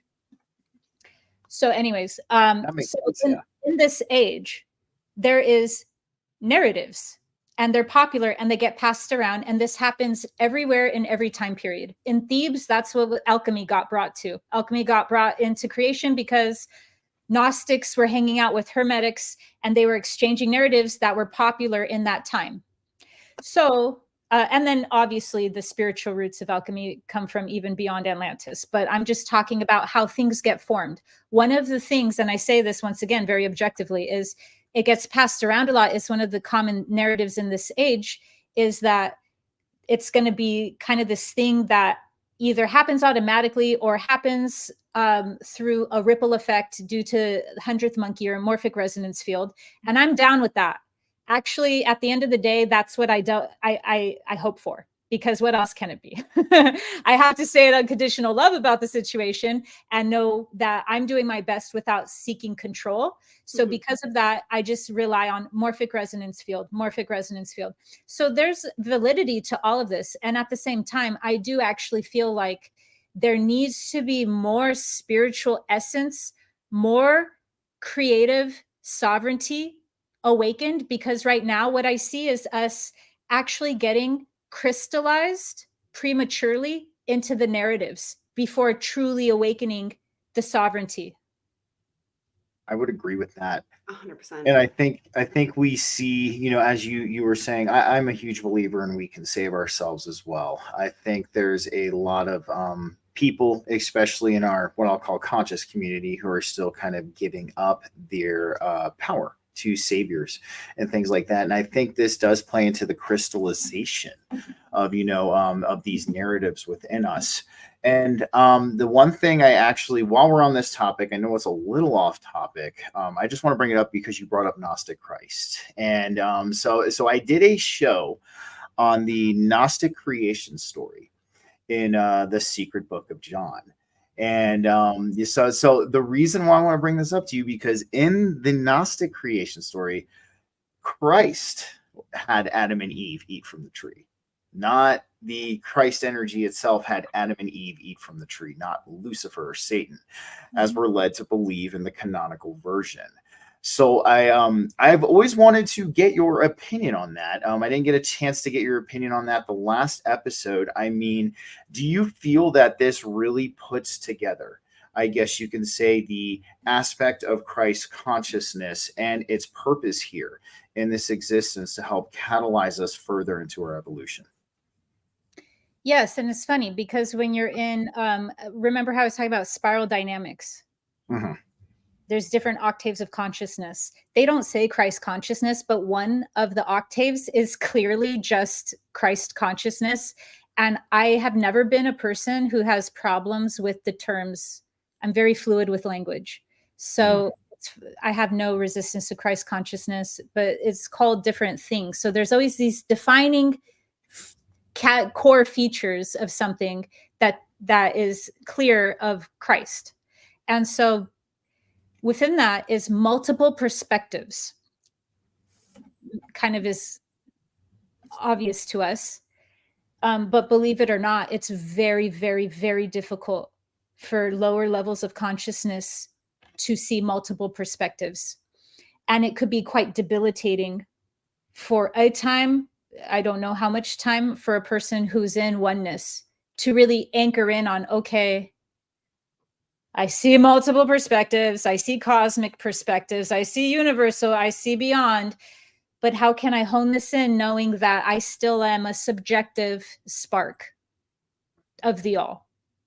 And so I set that up because with the creation story in the Apocryphon of John, I'm doing a video on this coming up of what the garden. Look at that. Yeah. Look at that. Look at that. Christians think that the garden was bad, but when you're Gnostic, you're like, hold on. You mean that we were in a trance state being fed off of?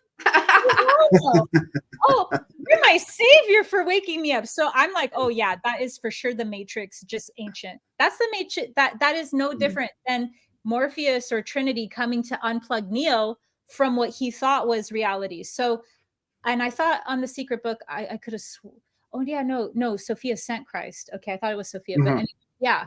So it flips. There's stories where it's either of them. I've heard both. Yeah, and then in one it's even Eve. So so Christ being the awakener, yes. And also I don't have an issue.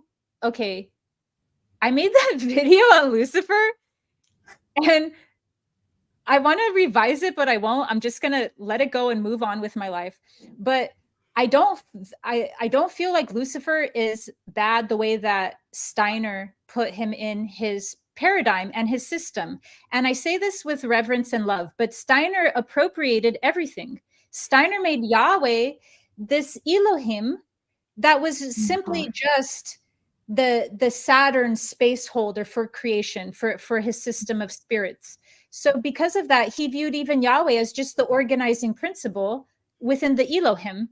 And Theosophy also viewed Elohim, and Kabbalah also viewed Elohim and Yahweh as being just organizing structures. And so I don't. I have reverence and respect for these systems, but I don't. To me, it's a very clear energetic signature of Yahweh.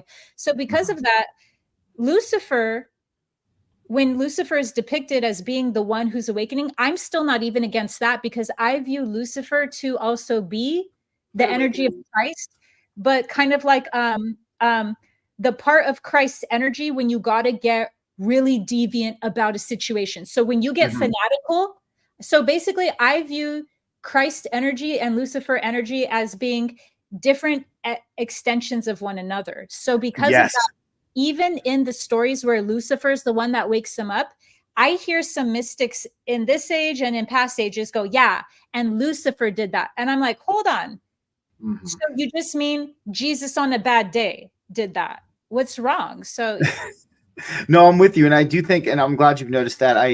I do feel that they are, in a lot of ways, two sides of a similar coin. And the reason why I say that is there's a reciprocal relationship I've noticed between the Christ energy and the Lucifer energy.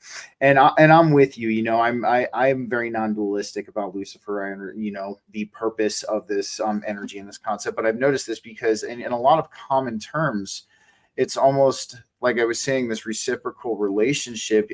Lucifer, in a lot of perspectives, is viewed as the tester, the challenger of humanity.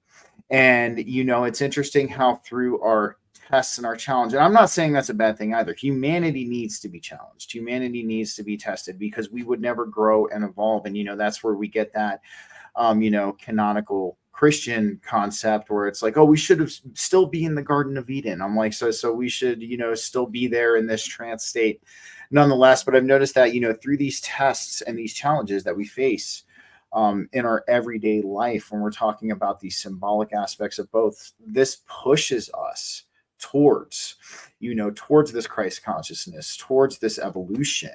And I mean, you kind of even stated it in the beginning a little bit, how, you know, where people have this trauma, they go through this trauma, or, you know, they go through these, you know, these struggles that they face in their life, and it kind of helps them ground that spiritual aspect into themselves. So, you know, it is very interesting, you know, on how there is this reciprocal relationship. And I mean, do you feel essentially that they are two sides of the same coin, is what I'm getting at. And I think that's a hard pill for a lot of people to swallow just yet, but it's something I've been entertaining as of late. Yeah, and a lot of the features that you had assigned to Lucifer are more assigned, and that's fine, because you probably have your reasons for that.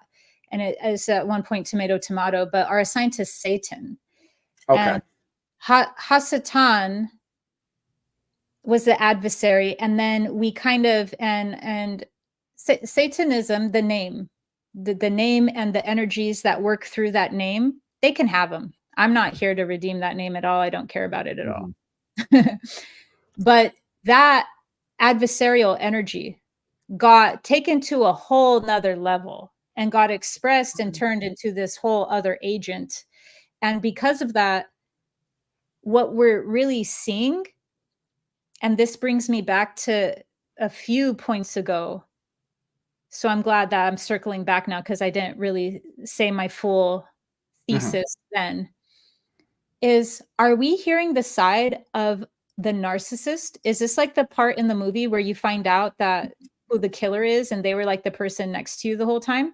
And that's not because these adversarial agents are pure. It's simply because adversarial agent in one context could actually be positive, and adversarial agent in another context could absolutely be demonic. And they would both have challenges presented for alchemy, but still intent and where it's coming from is very important. So because of that, we can't just go, well, it's adversarial energy, so it's a part of creation. No, if it's coming from a demonic force, then, you know, a part of the discernment would be to at least understand where it's located. So because of that, there's this fine tuning of not defending adversarial agents simply because they are rebels rebels or agents of opposition, but at the same time, not demeaning them quickly because we're in some sort of program. And so what I ultimately think is that we are in a time loop. I believe we are in a time loop of spiritual slavery. And I know that that's very bleak, and other mystics might not have come up with that same concept, but because I'm not having conversations with them, they're dead. So I can't say that's what they meant. But at the same time, there's always been this deeply esoteric hint, hint, wink, wink at some terror of a situation. And because of that, I do find there being this need to pose any form of rebellion as evil and prideful. I think that that is an intentional program from a narcissistic system. I would agree completely. And, I actually definitely agree with what you were saying, this spiritual slavery time loop. We touched on it briefly in our last episode, this sleight of hand, that we talked about. So I think it's very interesting how, when you're talking about these adversarial energies and using discernment, I think we need to be using discernment with a lot of these different energies at this point in time. Because as of now, I feel that, the spiritual testing ground, or as you call it, the spiritual warfare, it's heating up. It's heating up. And do you feel that in any way, shape, or form, there's a good way to decipher? Because I know a lot of people are still working on their discernment when it comes to this, because I feel personally, at least in my perspective, there's a lot of people who are just getting really attached to entities and working with entities in the spiritual community. So if you don't mind laying down, what's a really decent way to really understand if this is something that's beneficial to you, as opposed to something that could potentially, I guess, hinder you in some ways? Because I know that there are tricksters that can come out there and try and lead you different directions, if you understand what I'm saying. Absolutely. Also, Lucifer was a trickster. Yep. I'm a trickster. Gurdjieff was a trickster. Hermes is up for debate right now because I'm going through a little growth spurt with Hermes. But anyways, so I'm curious about your growth spurt with Hermes. We can touch on that later, but I'm definitely curious about that one. Yeah, I do come from the oversoul of Hermes, so it will only be friendly fire and healing. Whatever happens, it won't come from any form of and Hermes is it. It would only come from the oversoul wanting to heal itself. But yeah. So the interesting thing about all of this is that I've been trying to hold this certain bandwidth so that I could be comprehensible still for some academics, and I'm losing that. And I just have to accept that, and that's okay because I'm getting more fringe. I've always been, but now I just feel called to kind of go naked and not be so much hey, I'll be the middle point. I'll try to be more linguistically, appeasing. So the point is that there is what I feel a lot of information that is going to sound super gnarly woo-woo, but it still needs to come out. And so one of the things is that the astral plane is creating crazy things. And it's because people aren't going into the light. The Galactic Federation? The Galactic Federation is interesting. Yeah. There's lots of different versions of it too. I'm with you guys on that. But everybody's the expert in. Sorry. Yeah. So because I work with Pleiadians and Arcturians, but I believe they exist, but everybody's a personal conduit for them. Yeah. So, but they even stopped showing themselves to me because of how sus I am of everything. So now they just connect through my heart center. They're okay, Sarah doesn't trust anything anymore. It's fine. I'm yeah, I trust you, I don't see you anymore. But yeah, what's happening is they're not going into an organic form or a natural form of death.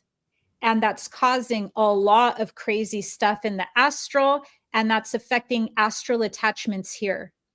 And that's another reason, one more reason why addiction is even more one of the things that we have to look at as a spiritual dilemma and a spiritual addiction or detox. And I'm not talking about addiction in its most common form. I think you guys understand about it at like absolutely. We understand where you're coming from for sure. Yeah. So because of that, the astral plane is like really distorting even our reality, and it's causing this really chaotic thing. And the closest thing that I have to this in any form of system, but I don't even know if Steiner meant that, was he was talking about the sphere. And that would be probably, oh no, there's another system too, Kabbalah's Qliphoth. I always pronounce that wrong. But the Qliphoths, yeah, they're demons, yes. Yeah, so basically our realm is, we need to heal. We need to just all be super transparent and all just be super like, we need to like be honest, like honesty, transparency, everything. Like a lot of times people give me feedback on my stuff, and if I had to sum it up in a really, brute way, I would say it's, you don't act spiritually enlightened enough. And it's funny because if a truly spiritually enlightened person were talking, and I'm not even going to try to defend myself on whether or not I am. What I'm telling you is that if there was one, the last thing they would care about is being some other person's fawn response version of enlightenment. So anyways, that is all ways that at a spiritual level, but there's way more than that, but that's all ways at a spiritual level that we distort. The ego distorts itself for some other form of fill in the blank, right? So there's always these forms of repression, right? That's at the finest level. What I just said was like the most refined level. Imagine for the level of where you're not dying naturally. Imagine how many distortions are at that level. And then how now you're going to some fourth density plane, which I've made a few videos on this year, and I'll make more on. I keep railing the fourth density. I just keep railing it. I can understand why you do, and those are actually some of my favorite videos that you do, because I think it breaks down a lot of the symbolic concepts of like you were even saying in the very first one you did with the expression of the divine in the fourth density. It's that wrathful, it's that the biblical version of the masculine version, I guess you could say, of God. But continue. So imagine how a person, by the time they reach a certain age, now all these things that ought to be exotic are normalized. We've normalized pathology like dementia, Alzheimer's, and then we say it's because of this singular thing. And I've heard so many paradigms of it being singular. Oh, it's actually because of these folded protons that are due to epigenetics. That's one singular thing. Oh, it's actually due to this. They all are like this harmonic paradigm of isolation where none of the parts actually talk to each other or are aware of the whole. They're all just fragments. But the funny thing is that is what's causing at a hyperdimensional level this third density, fourth density blending, these blendings. And so what we're seeing now is a lot of possession. And frankly, I think even if what I just said right now wasn't actually going on, we're still in an experience where we start off all in possession, and then we have to play Houdini and do the inner work and the awareness work. Or if we don't like if we don't like the illustration of Houdini, we all start off as Neo, and we have to wake up and see the light and deprogram ourselves. But either way, I'm not somebody who's like, oh, poor humans. You poor humans are so innocent. No, I think we all start off at a baseline of possession. And from there, we must go through an alchemical process that is always there. It's always in the backdrop of everyone. There's always an initiation there. But even though we have that innateness within this third density, like that's where we go. We go here for the harshest challenges, the strongest pull of amnesia. There's also this added dilemma that I don't know, sleight of hand. It all comes back to how much bad did we sign up for? How much bad? And how much is sleight of hand? Because I'm leaning more towards like sleight of hand right now. And my higher intuition says lean towards it because it's useful.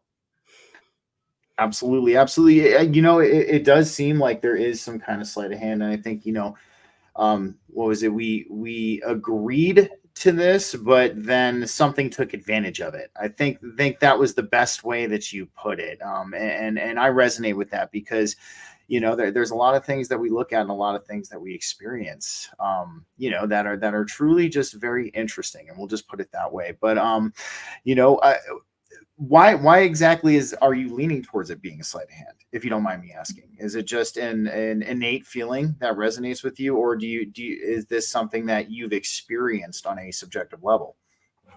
Why would the Matrix go through so much work to constantly gaslight me from what is so innately intuitive to me? Is one thing, but also there's different levels, there's different dimensions, as you guys know, and with that there's different truths. And so let's say an ascended master sees perfection everywhere. That actually is something I've had to pull myself out of, because when you help, you now have to be useful. So you can hold the ascended master perspective. And I mean ascended master in the sense of there's an aspect of you, the spiritual master, who has already ascended. And that plays into kind of how you were talking about earlier about how you have them everywhere. You already are Jesus in one of those things. So you have the ascended master within you. Now, when you activate the ascended master to such a degree, what ends up happening is you see the perfection in everything. And that makes you not take action. And it's not bad because now you're tempering. You have temperance. You're supposed to learn temperance. That is such... Keep going.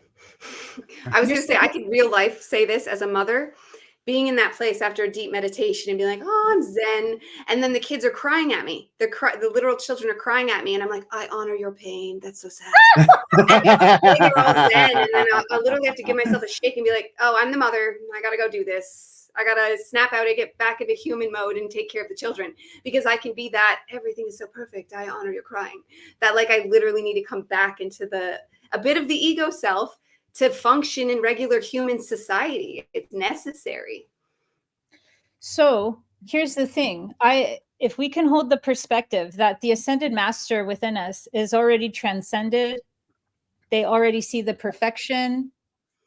One, that helps our quality of life, because our quality of life isn't stuck in the dominant vibration of the lower centers, or I have to control, I have to this or this, that. Now, instead, we go, okay, we're an ecosystem, and I could find where I thrive and I specialize and lean on the other ones that have passion and have a calling towards these other places. And we can form a system rather than I have to constantly control, like, for instance, the other day, somebody was saying something online about this thing I really didn't agree with. And I was like, I would have to exert so much energy to go back to like basics and be like, okay, first of all, where would they need to start? They'd probably need to start with JFK.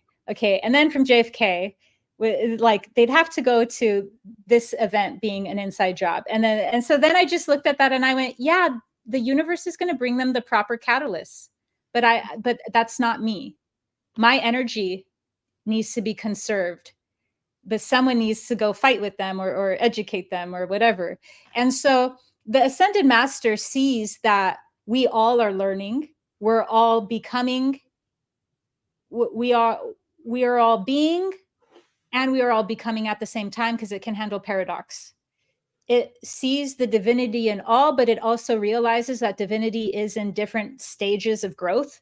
So you're going to see evil acting very undivine, but you still recognize it as also being the creator and also being divinity, but it's divinity in its most Saturnian form or unconscious form. Mhm. So the Ascended Master understands that there's nothing but love to give, because love at that point, at that level, is the most important and powerful thing. It's the ability to say, you have the right to exist. You have the right to exist regardless of whatever. So that heart space, and that's so important. And to be able to hold that Ascended Master on top of the fact that we could possibly be in a mechanism where souls are being recycled and intentionally having spiritual amnesia faced within them, having organic and inorganic. Organic would be, like our own free will not being accessed, our own free will leading us to poor choices that, whether it's junk food or whether it's certain medicines or whether it's this or this or this, not healing, lack of awareness, that then create an unnatural death. But then on top of organic, because I'm calling that organic because those are a part of those are a part of having free will. Mhm. If you have free will, then even choices like that are organic. But then on top of that, there being a sleight of hand, that could still exist with the Ascended Master, but it would need to be more active. It's an active form of love. It's the one that goes, okay, at a higher level, there's temperance and other people are existing and growing, and the universe will give them what they need. And I can hold love. But at this level of reality now, there is a spiritual slavery. And that is asking for this form of love. And so what I have within my own journey come to is really back to this Gnostic theme, whether it's New Age Gnosticism, Neo-Gnosticism or not, but these core features of there being some sort of sleight of hand in this density going on. And that where I feel most called, where I feel my purpose is very clear at this moment, now more than ever before. Before it was like, I want to help. I don't want people to suffer. I don't want children to suffer. I want to stop slavery. And it always just kept refining and refining.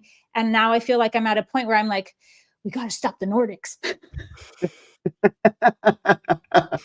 I feel the same way. I think it's about balance. It's that awareness and understanding. I mean, you were talking about that the default settings of this reality are actions versus our intentions. And I actually posted this quote. And I got to say, like, this was very amazing. Anything regarding the nature of reality that you do not become aware of can be used against you. And that's true facts. And I feel like, it's that balance. It's that balance between understanding that state of the Ascended Master. But it's also understanding that this is a very possible thing that we could be experiencing, this sleight of hand, this spiritual slavery. And in some ways, I don't know if you feel like that can combat each other a little bit, if you understand what I'm saying. But no, I do think that this is something that we have to expand upon. I mean, we have to kind of accept this possibility. The thing I see, though, with a lot of people, though, is sometimes they get caught up in the darkness of it. If you understand what I'm saying, I noticed, I've seen a lot of people go through their phase with Gnosticism where it's been like almost this dark phase. Yeah, it's pretty dark. And they're like, oh, we're on this prison planet and the demiurge has us captured, and or we're slaves to the demiurge. And I think finding that positive light in it, as you were saying, Sarah, is the right way to go. You know what? There's just not enough sexy problems in creation, because it could have all been a different way. It could have been a sexy demiurge that was like keeping us. No, it had to be an evil one. It had to be one with the lion head and the body of a snake. Like it had to be something like that, like that for sure. Well, while I got you on that topic, this was a really good video, number one, because I think it really cleared up some confusion. When it comes to what the universe and what the divine truly responds to. I mean, we see this as a constituent. I'm not bashing the New Age community, but we see this when it comes to trying to attract or trying to get into this reciprocative relationship with the universe, this reciprocative understanding. It's all intention and no action. And and as I joke about it, as like you can sit and look out the window and you could really put all your intention and you can really wish towards that, but unless there's any action involved, the universe is not going to reciprocate. I'm curious on how you learned this in your own personal journey.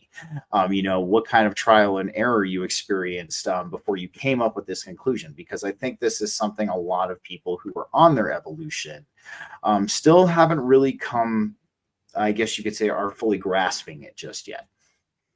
It's very simple. I was on a balcony one day in my early 20s, and I was sitting there trying to will with my mind that the bars of the balcony would bend, and they didn't bend. So I went, oh, okay. Well, then I guess there's some sort of objective reality that now I have to interact and learn about. Other people are still trying to make the balcony bars bend. So maybe I'll vibrate so high one day that the bars will bend. But in the meantime, the way that this reality works is reflected just like a fractal in our anatomy. We have feet for a reason. We have hands for a reason. So if we were purely telepathic, then we would not have the appendages or the vehicle that were necessary for this time space. So what I do like, and by the way, I'm sorry earlier about the New Age comment. If you use that term, bash away. No.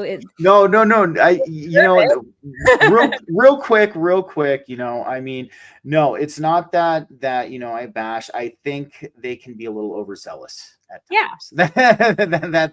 That's a nice way of putting it. That's just humanity, though. I see that in all of humanity. It just doesn't matter where you go. They like to click up, pick a bad guy, and boo that bad guy because it bonds them together. It's just humanity 101, base level, like you were saying before, how they can't hold multiple perspectives. Well, when you can't hold multiple perspectives, you need a good guy and a bad guy. And here's my life story. And away they go with it, because that's where they feel comfortable, because it's built into our DNA. It takes that's getting in the uncomfortable to stretch out into seeing multiple bad guys, multiple good guys. I'm the one who's actually in charge, and the whole plethora of what we got to do to win at this.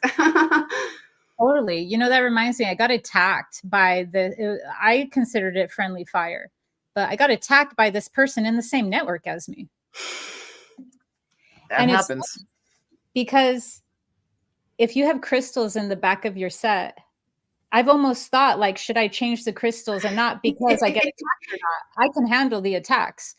It's not because of that. It's because, like, oh, is this turning off a larger academic audience that I have crystals in the back? So, because this one mirror I got from a person in the same natural law network as me was that I was New Age simply because of my crystals. So when I'm talking about, and also child wounds, child wounds will make you want to leverage another person's following and try to boost yourself.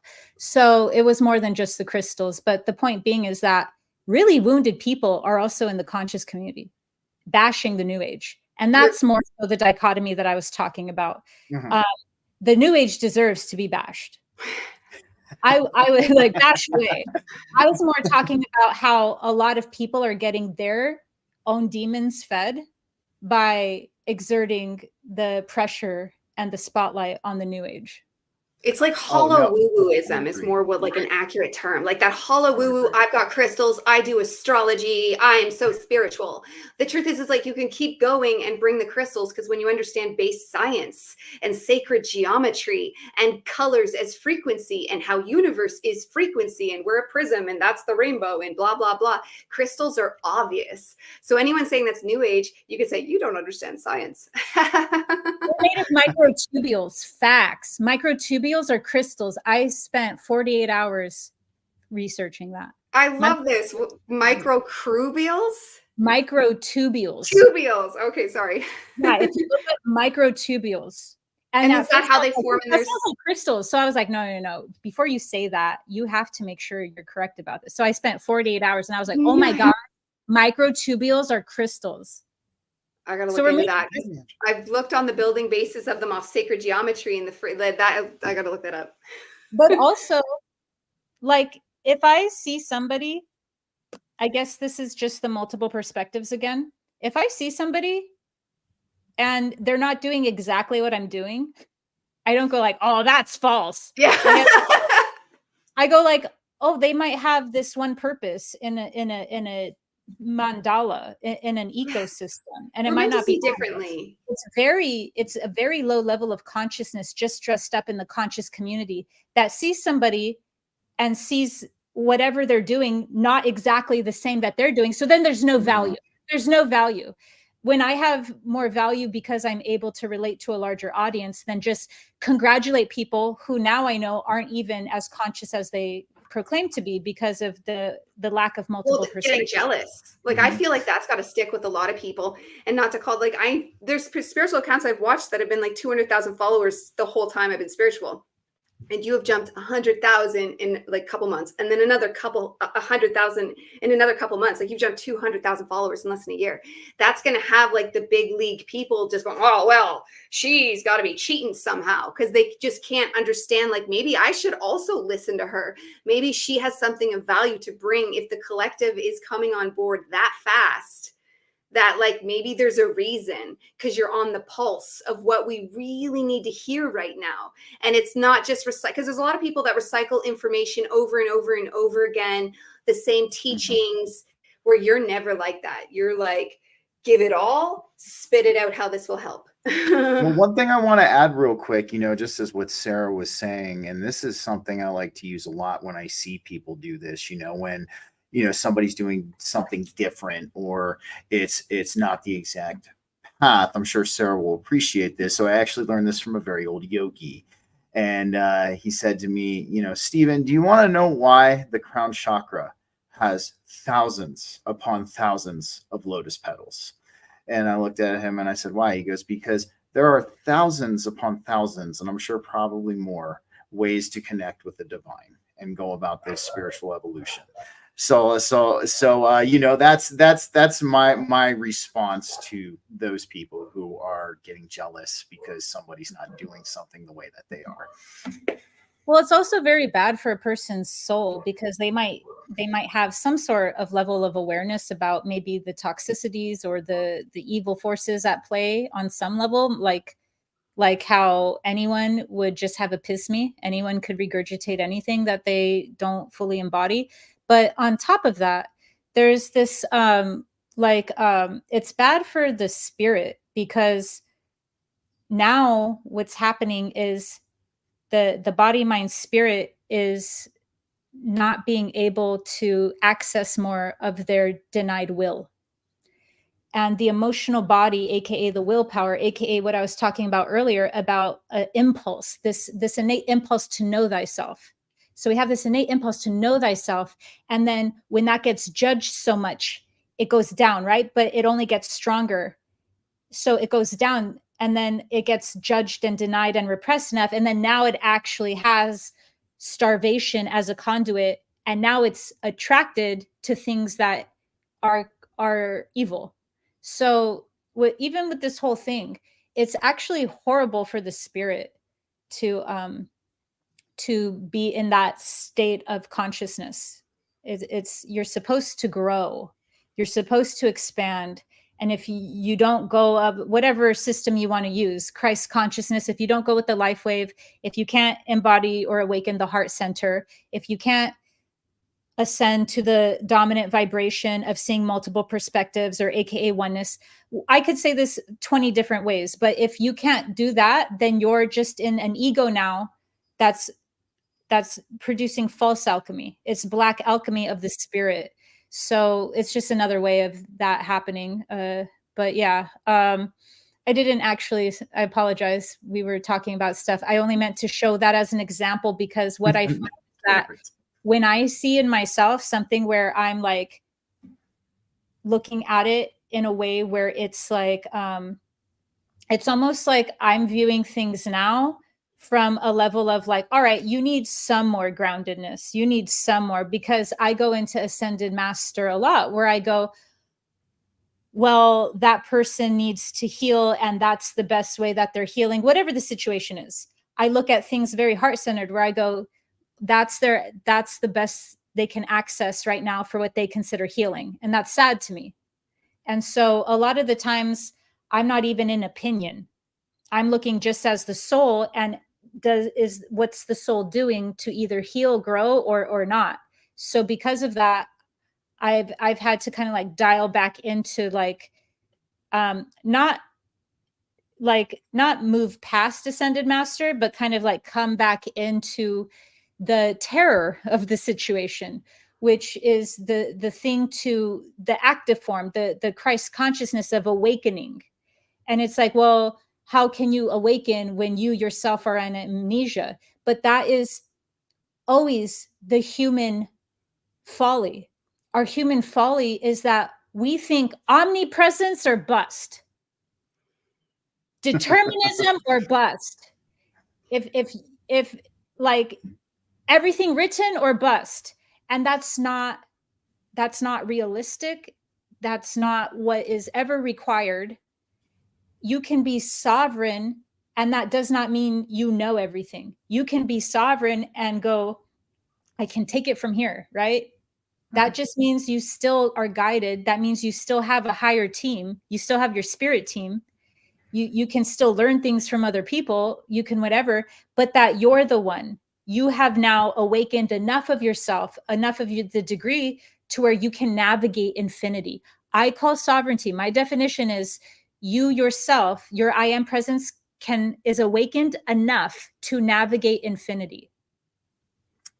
I think that's a great way to put that. That's a great way to put that. And I think what we're really starting to see now is, this flourishing of what I would call this true alchemy starting to emerge, within the conscious community.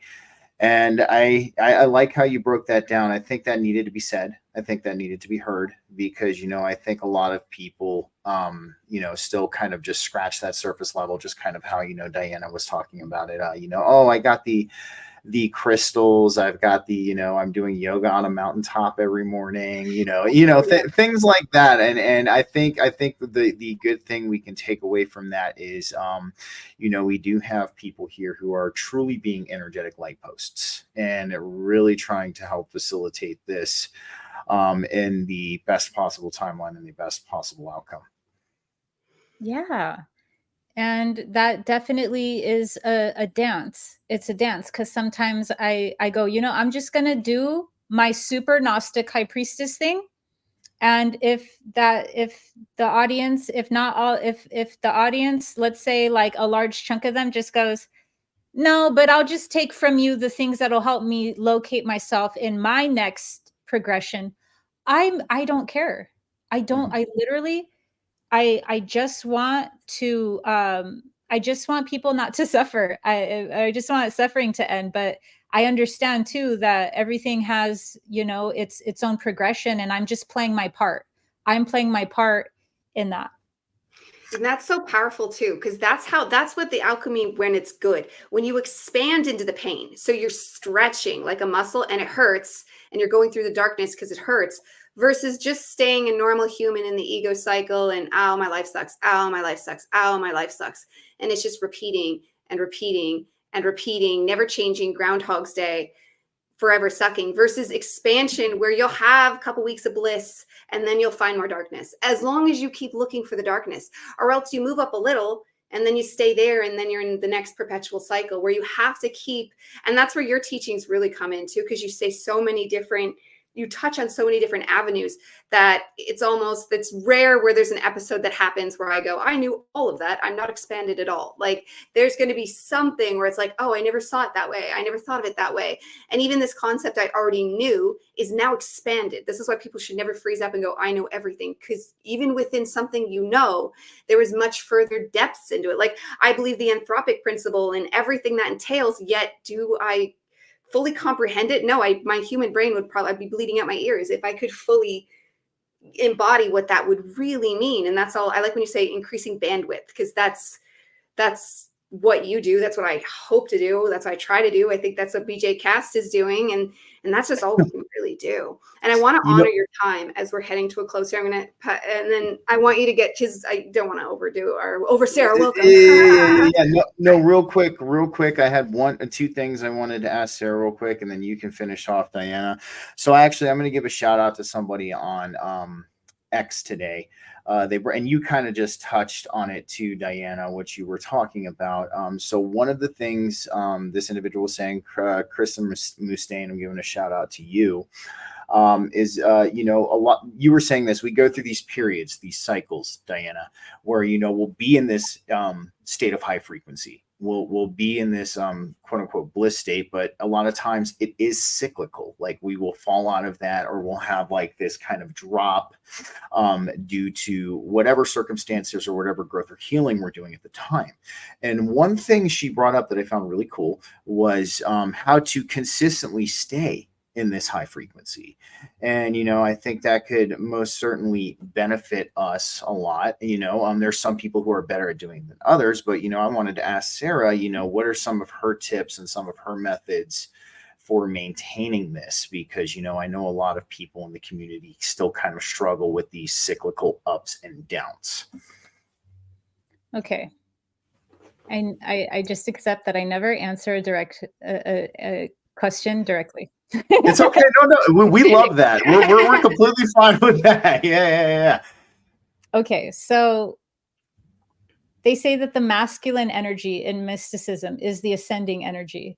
Then why does my gnosis keep saying it's the feminine energy? And I keep seeing Blu-rays, and how that they ascend is actually by going into their feminine. They go so much into their feminine energy, man or woman. They go so much into it that's what allows them to get past everything, almost like light as a feather, stiff as a board, but not light meaning light is feminine. I just mean that's how much limp they go. They go so much into tender. They go so much into tender that now they don't weigh anything. And that's how you ascend, right? So the mind is constantly trying to do that. And I love the mind. I love the mind so much, but the mind is even trying to control its loses. The mind is even trying to control anything that will make it go limp and meet itself. If I were in that situation, my mind wouldn't even go, how can I mental gymnastics this? I would not even think in that way. I would go, I'd be so much in the experience of it. I wouldn't be going, oh, now that maybe it's because I've been so rocked. I don't want to judge this concept. Mm-hmm. I was in it. And then I got so effing beat up by the universe that I went, I get it. I don't give an F anymore. And then that's when all my success came, because I needed to be the version of myself that wasn't in that layer of reality. Now I'm grateful now for my visual snow. I'm grateful now for my nervous system injury. I'm grateful now for all the things, because they brought me more into my humanity than this fake surrender stuff where we go, oh, well, only if I could turn this into a win story, or only if I could control that. No, if I am in deep pain, I go deeply into it. And I'm not even worried about some sort of narrative of like, well, this isn't high frequency. The highest frequency at all is going, you poor thing. I'm so sorry. It's present. The highest frequency is presence in the the innate vulnerability of the human experience. How do you know we're so intentionally designed to be vulnerable? Did any of you guys invent going to the bathroom? I want to know the asshole who's like, yeah, and then they'll poop out of a butthole. No. Good choice of words for them. This is an intentionally humiliating experience, not for us to get away from it, to go so much into it that, like, maybe I'll turn something into a win story one day. But if I do, it will be because really I'm shadow banned. No, just kidding. It'll be to help people. It'll be because I got a heart calling that other people will be benefited from this. It won't ever be because I wanted people to see how they can hack the mind and always stay in that vibration. It'll literally be because at that point, somebody felt so isolated that then having this message would help them. But we come all this time from this fake surrender stuff because we're always trying to maintain a high vibration. And it's like, I get it. You want to feel okay even when things aren't okay. I don't blame anyone for that. I don't even blame somebody for wanting that. I am that. I have oneness with that person because I don't want to be in that either. But we lose a lot of the ability for intimacy with ourselves when we're really overemphasized in finding peace and love in situations, because there is a way to stay in the higher vibrational state. And that is by actually just being so much inside the supportive, loving presence of it. It's not from going, okay, how can I stay loving? So it's not coming from the mind level. It's coming from the genuineness of like, wow, this was a hit. I imagine myself, this was actually an aspect of me. And I kept seeing her while I would go on nightly walks around my block. And the more I connected with her, the more I've just become more whole. And it was this aspect from a different time period who was emaciated in a cellar of some sort of like pirate ship or something like that. And I go in and I just hold her. And I hold her not as, oh, I'm better than her. I hold her as me, until we can look at the most pathetic, not the most divine, not the strongest, not the most powerful, the most pathetic parts of ourselves, and be present with that instead of mentally going, how can I be love all the time? Because I actually love where that question or that person said it from. What they did was say it from the genuineness of wanting that heart embodiment. I don't take that as, oh, look, everyone's always trying to hack the mind. I'm so sorry that I presented it that way at first, because there's nuances and the nuances are important. So we want that. But now the mind is the one that wants that. And the mind has to just surrender to have what it wants. That's so true. I love that you said that. And it's funny because we talked about a bunch, but I think it came from Rudolf Steiner. It's been a thing for a while, so I can't remember exactly, but I think it was him when he said, oh, how I suffer. Instead of giving it a mind story, instead of giving it anything, when you're in deep, deep pain, don't fake it. Just go, oh, how I suffer. And then same thing when you're in joy, because it keeps the balance. Oh, how joyful. Or, oh, I'm in joy. And that's just a simple thing right there. That was a bit of a mind hack for me. And it brought me immediately to that place, because I used to be toxically positive, where it's like, I must stay positive or the world will end. And like, I was very in that, where when I learned to just be like, I'm suffering, and let that pain, like that visceral pain, just, and like where your belly sinks and you just like, ugh, I feel so sad, but just let it, because you're going to get through it faster. If you keep going, it's fine. Like you were saying, the universe will keep messing you up. It wants you to be sad, and it's not evil. It's just the process of humanity. But you have to say, I suffer, and you have to feel the suffering for it to really work. And it's how eventually you will ascend. Like I was talking about, the feminine one is the one that the blue rays use to ascend. And I know that that's perverting the mystical system, because the masculine is the one that's supposed to ascend. But I'm giving my gnosis, not, the reiterations. And I see that as going so much into the intimacy of something that it just becomes essence.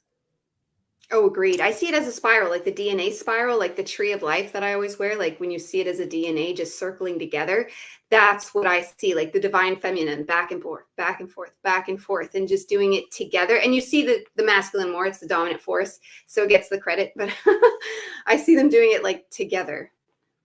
Yeah, and it's probably together because it's wholeness, the anthropos. And I'm probably just being highlighting a very important component of it because it's useful. Mhm.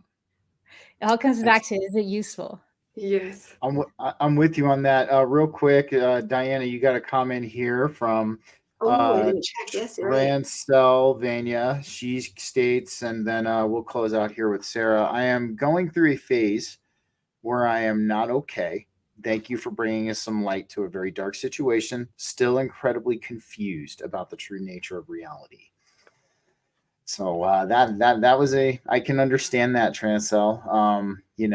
But no fear. I'm kind of tapping off of what Diana and what Sarah were saying in response. I think a lot of it is like you were saying.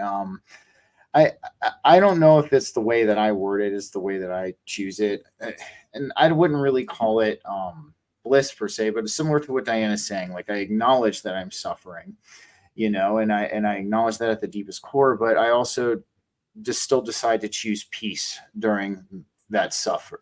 True, because you could choose And drama. yeah, and Sarah really brought up a good point. How a lot of people try to find this high frequency or this love in these external scenarios, and truly it has to come from within. And I guess one of my most favorite quotes that I'll lead out with on this is, you have to find peace within the chaos. That at least to me is truly that way, or this perceived chaos that we experience is truly the way to stay grounded in that high frequency. And that's at least just my understanding of it. But if Sarah wants to elaborate or correct me a little bit, I am completely fine with that as well. No, it's ascended master all the way. I find this, and I don't mean that the person is psychotic, but the quote from Joseph Campbell: the psychotic is in the same waters as the mystic, but the psychotic is drowning in the same waters that the mystic swims in delight. We all just had a 2-hour conversation saying, what's the nature of reality? But we were swimming. Then I hear a question basically saying, I'm drowning in the nature of reality. And it's like, join the club. Would you like some tea? So I understand that there's like harder parts of the journey.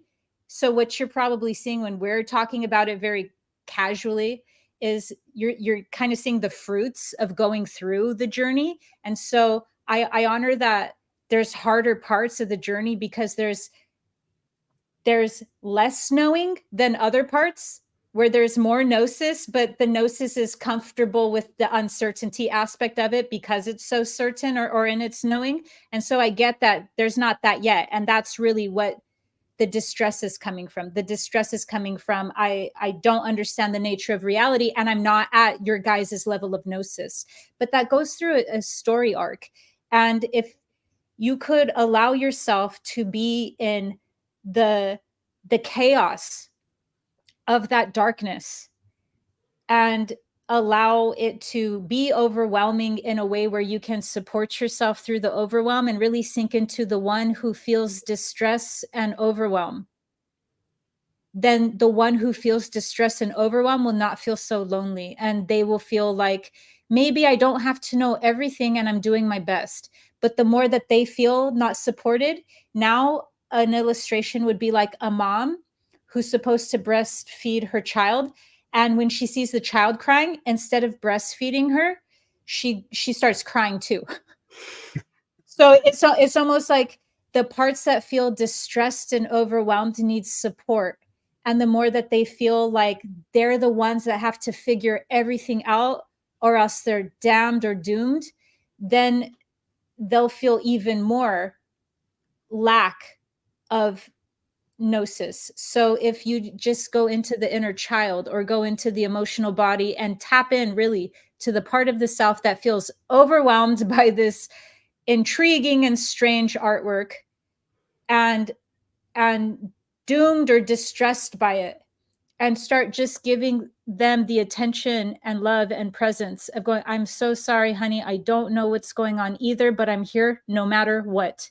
If you start acting like a stage 5 clinger, they're going to feel a lot less overwhelmed. That's also some step that I give in my video, the cosmic role of the inner child. And that also has really, that cured these like existential anxiety I would wake up with continuously in the middle of the night. I just kept loving my inner child and saying, I'm never going to leave you. You are never, we are together for eternity. Say the most clingy stuff ever. 3 months later, it completely resolved. It completely integrated. And sometimes we can't even handle 3 months. This is a tangent now. Sometimes people go, I tried it and it didn't work. And I'm like, you tried it what? Like, you tried what? To heal the doom imprint in 5 minutes? It doesn't work that way, man. No, it definitely takes work. And they have to listen. They have to listen because it's very subtle. The cues and the tips that come in, like for me and the things that came to me in my early 20s, that's why I say I was a bad person. I always go back to that time that I wasted. I was getting clues to work towards my own betterment because I was deeply depressed, but I had to work. I didn't have time to improve myself. Like I had so many tips and hints that came my way. And it wasn't until about 25, because you know that you finish maturing probably, but I started listening.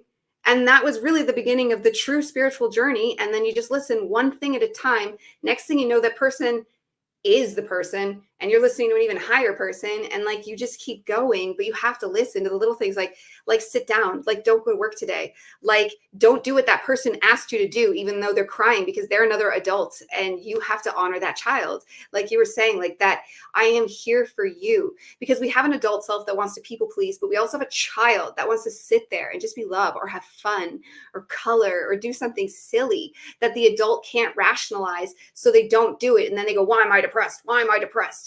Because you're ignoring a deeply vital part of yourself. You're not listening. And it's going to sound silly. You need to be okay with this. Is vulnerability when it comes in. Like you need to look silly, look stupid, dance in the street, never stop dancing, sing all the time, and get the stuff stirring up, and the ideas will get louder. And next thing you know, it'll be very clear and you'll be going.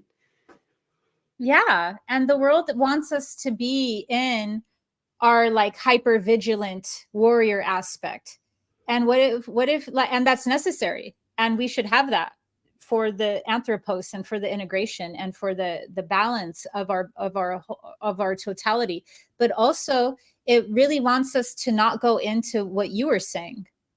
It wants us to not go into those aspects and go into the levity and and what I would consider the creative parts of that. And so I'm gonna actually have this isn't like to get that person to follow me on Instagram, but this actually came up, as it was said, as a collective asking. So I respond to collective askings, and I have an article for this collective asking. It's called Healing the Shock of Awakening. I'm going to have my social media manager turn that into a carousel, because this is actually a collective theme going on. It's that the way that reality was operating at, we thought we knew, and then it went like massively shift. And we like, wait, you mean there's more than just what Steiner said or those YouTube videos? So now it's like there's a lot more contributing factors, and because of that, that's added like more overwhelm to the collective load of like the awakening collective. Not like in a bad way. I'm not saying that I actually don't have a value to assign to it. I don't view it as bad or good, so it just is. And so with that, there is more shock for many people, because they thought they knew one thing, they thought they had something to kind of hold on to, and then they're expanding at a level that their nervous system, or they're not receiving the upgrades to catch up with how they're expanding, and that goes into shock. So that's what I hear also in that question. I hear shock behind it. Yeah, and the mental illness increase, it's like off the charts. Everybody, they're just popping them out like Tic Tacs, like all the Ciprolex and all that. Here you go, get better. Here you go, get better. I was one of them way back. That's one of the first things I started at, where I was like, whoa, there's a whole different way I could live as a different person. But we need to like not do that with medication, not just throw tablets at it that's going to temporarily fix it, because it is that we're accelerating very fast, and you can learn it's a good thing. Be happy about it. It means the world's going to suck less faster. It's just going to hurt more to get there. Like if you're training for a marathon, but you only gave yourself a week to practice versus years, like we're going, but now we need to really push it. Yeah. Yeah. Totally.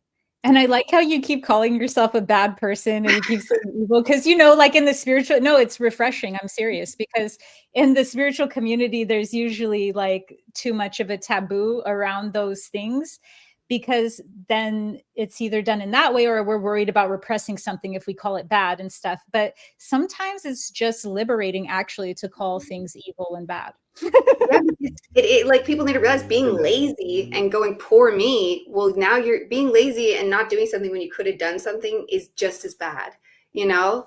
Like they try to get us to see like the whole, not to bring up the Holocaust, but when they said the Holocaust, it was like they all like, oh, it's this one bad guy. No, it was a bunch of people that sat around and allowed it to happen.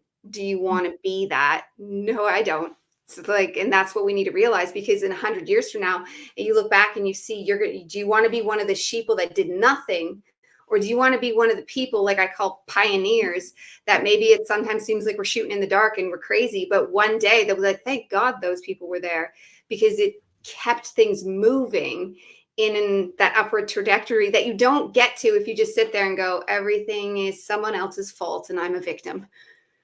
It just never ends then. And that's why I see as a default setting of this reality, if you are not sovereign, there is some sort of evil that is being manifested through that. It's just innate. It's not even about like trying to like be righteous. There's just objectively, there's evil when a person is not in their sovereignty. And so that's why I've gauged and that's why I've like tempered the ascended master with the Jesus Christ superstar in me because I'm a Pisces rising. We got mystery illnesses and Jesus Christ vibes. Yeah, we just want to ascend everyone.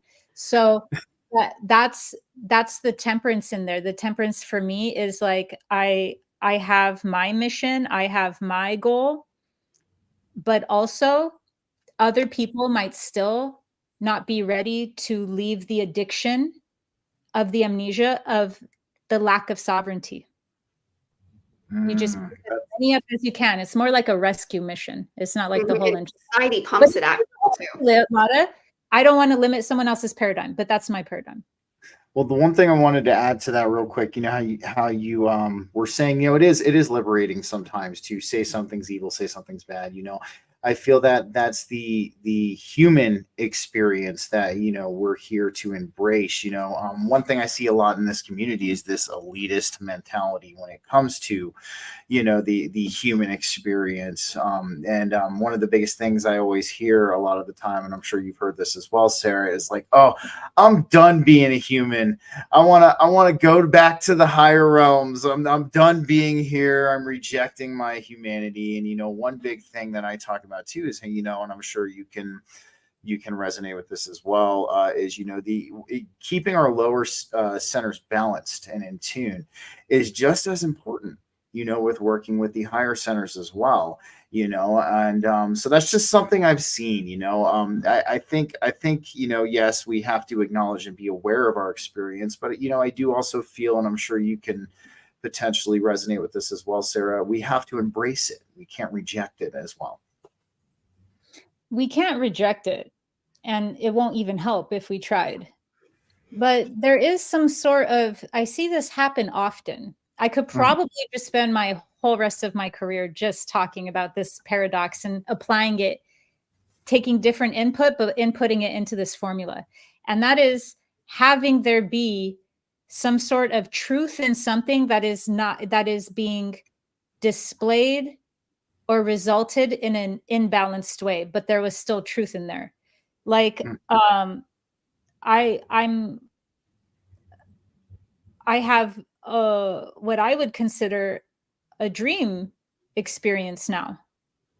Dream meaning because I'm living my dharma, and maybe someone else won't value that as dream. They'll value something else. But for me, that's my dream. But I'm in a deeply shamanic path, and the shamanic path is do everything so that you're light as a feather for ascension, and it's a natural death process that will not lead you here. So because of that, I see myself in a lot of that, not where it's arrogant.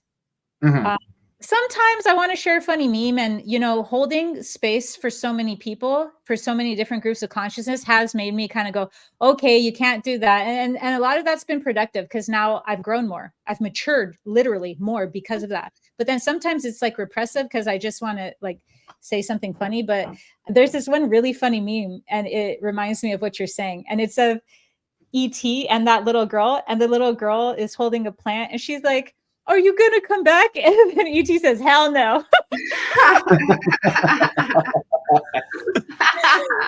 There's a few of those floating around, man. Those ones where the aliens are flying by, and they're like, "What do you think of that?" And they're like, "Well, no, they've got missiles aimed at each other. They're yelling at each other about what person in the sky is the correct person in the sky." All that. So no, definitely resonate with that for sure. And like, there's just a few different things that have led me to kind of feel like I'm a culmination. I'm not just Sarah. I'm like I'm the progressive energy of a collective. And so I feel so I feel very much I've said I'm a they. I feel like a they, and not in the way society says. Yeah, I feel very much called towards liberating the spirit from the material realm, but not in a way where, oh, material realm's evil. It's more so like, once you get to a certain level of liberation, you can choose something consciously. But I don't see that happening here. I see it happening very unconsciously, if not by like revoking of a free will, which is like spiritual slavery once again. So because of that, if it were more in alignment, back to sexy problems, if it was more in alignment, then that's cool. But then it's like, oh, okay, wait, there's like abusive natural law or abusive this and this and that. And that's where that comes from. So that's where I laugh from that. That can definitely take on a new age elitist vibes. But it's just because, people should people better then. I'm with you on that. That is a perfect place to end. No. Yes. I have been exposed too much to what I consider, at least, a lot of like hate. And so because of that, I feel like even that was designed to kind of like go, okay, see, like, come on, just go out. And somebody else could call that wounding or trauma. But I do believe that there's many things in this experience that can hold both the paradox of it being divinely assisting, as well as, wounds work in that intermediary way. So very true. Your strength comes from your weakness. It's true. Well, all right. Well, Sarah, thank you so much again for joining us again to sit down and chat with us. We really appreciate your time. And, as per usual, I have nothing but great things to say. Keep up the great work. You're definitely an inspiration to me, and I know you're for sure an inspiration to Diana. And I look forward to see what other things you have in store for us in the future. I do love your fourth density videos, because I do like bagging on the fourth density myself. So I'll be looking forward to that next one for sure. Awesome. Yeah, thank you so much for having me. I appreciate the conversation. Yeah, we very appreciate it. And thank you so much. And I will let you close us out with whatever wisdom you want to leave the people with. I just send everyone infinite love and gratitude, and may all hearts be opened and awakened. Dig it. Well, guys.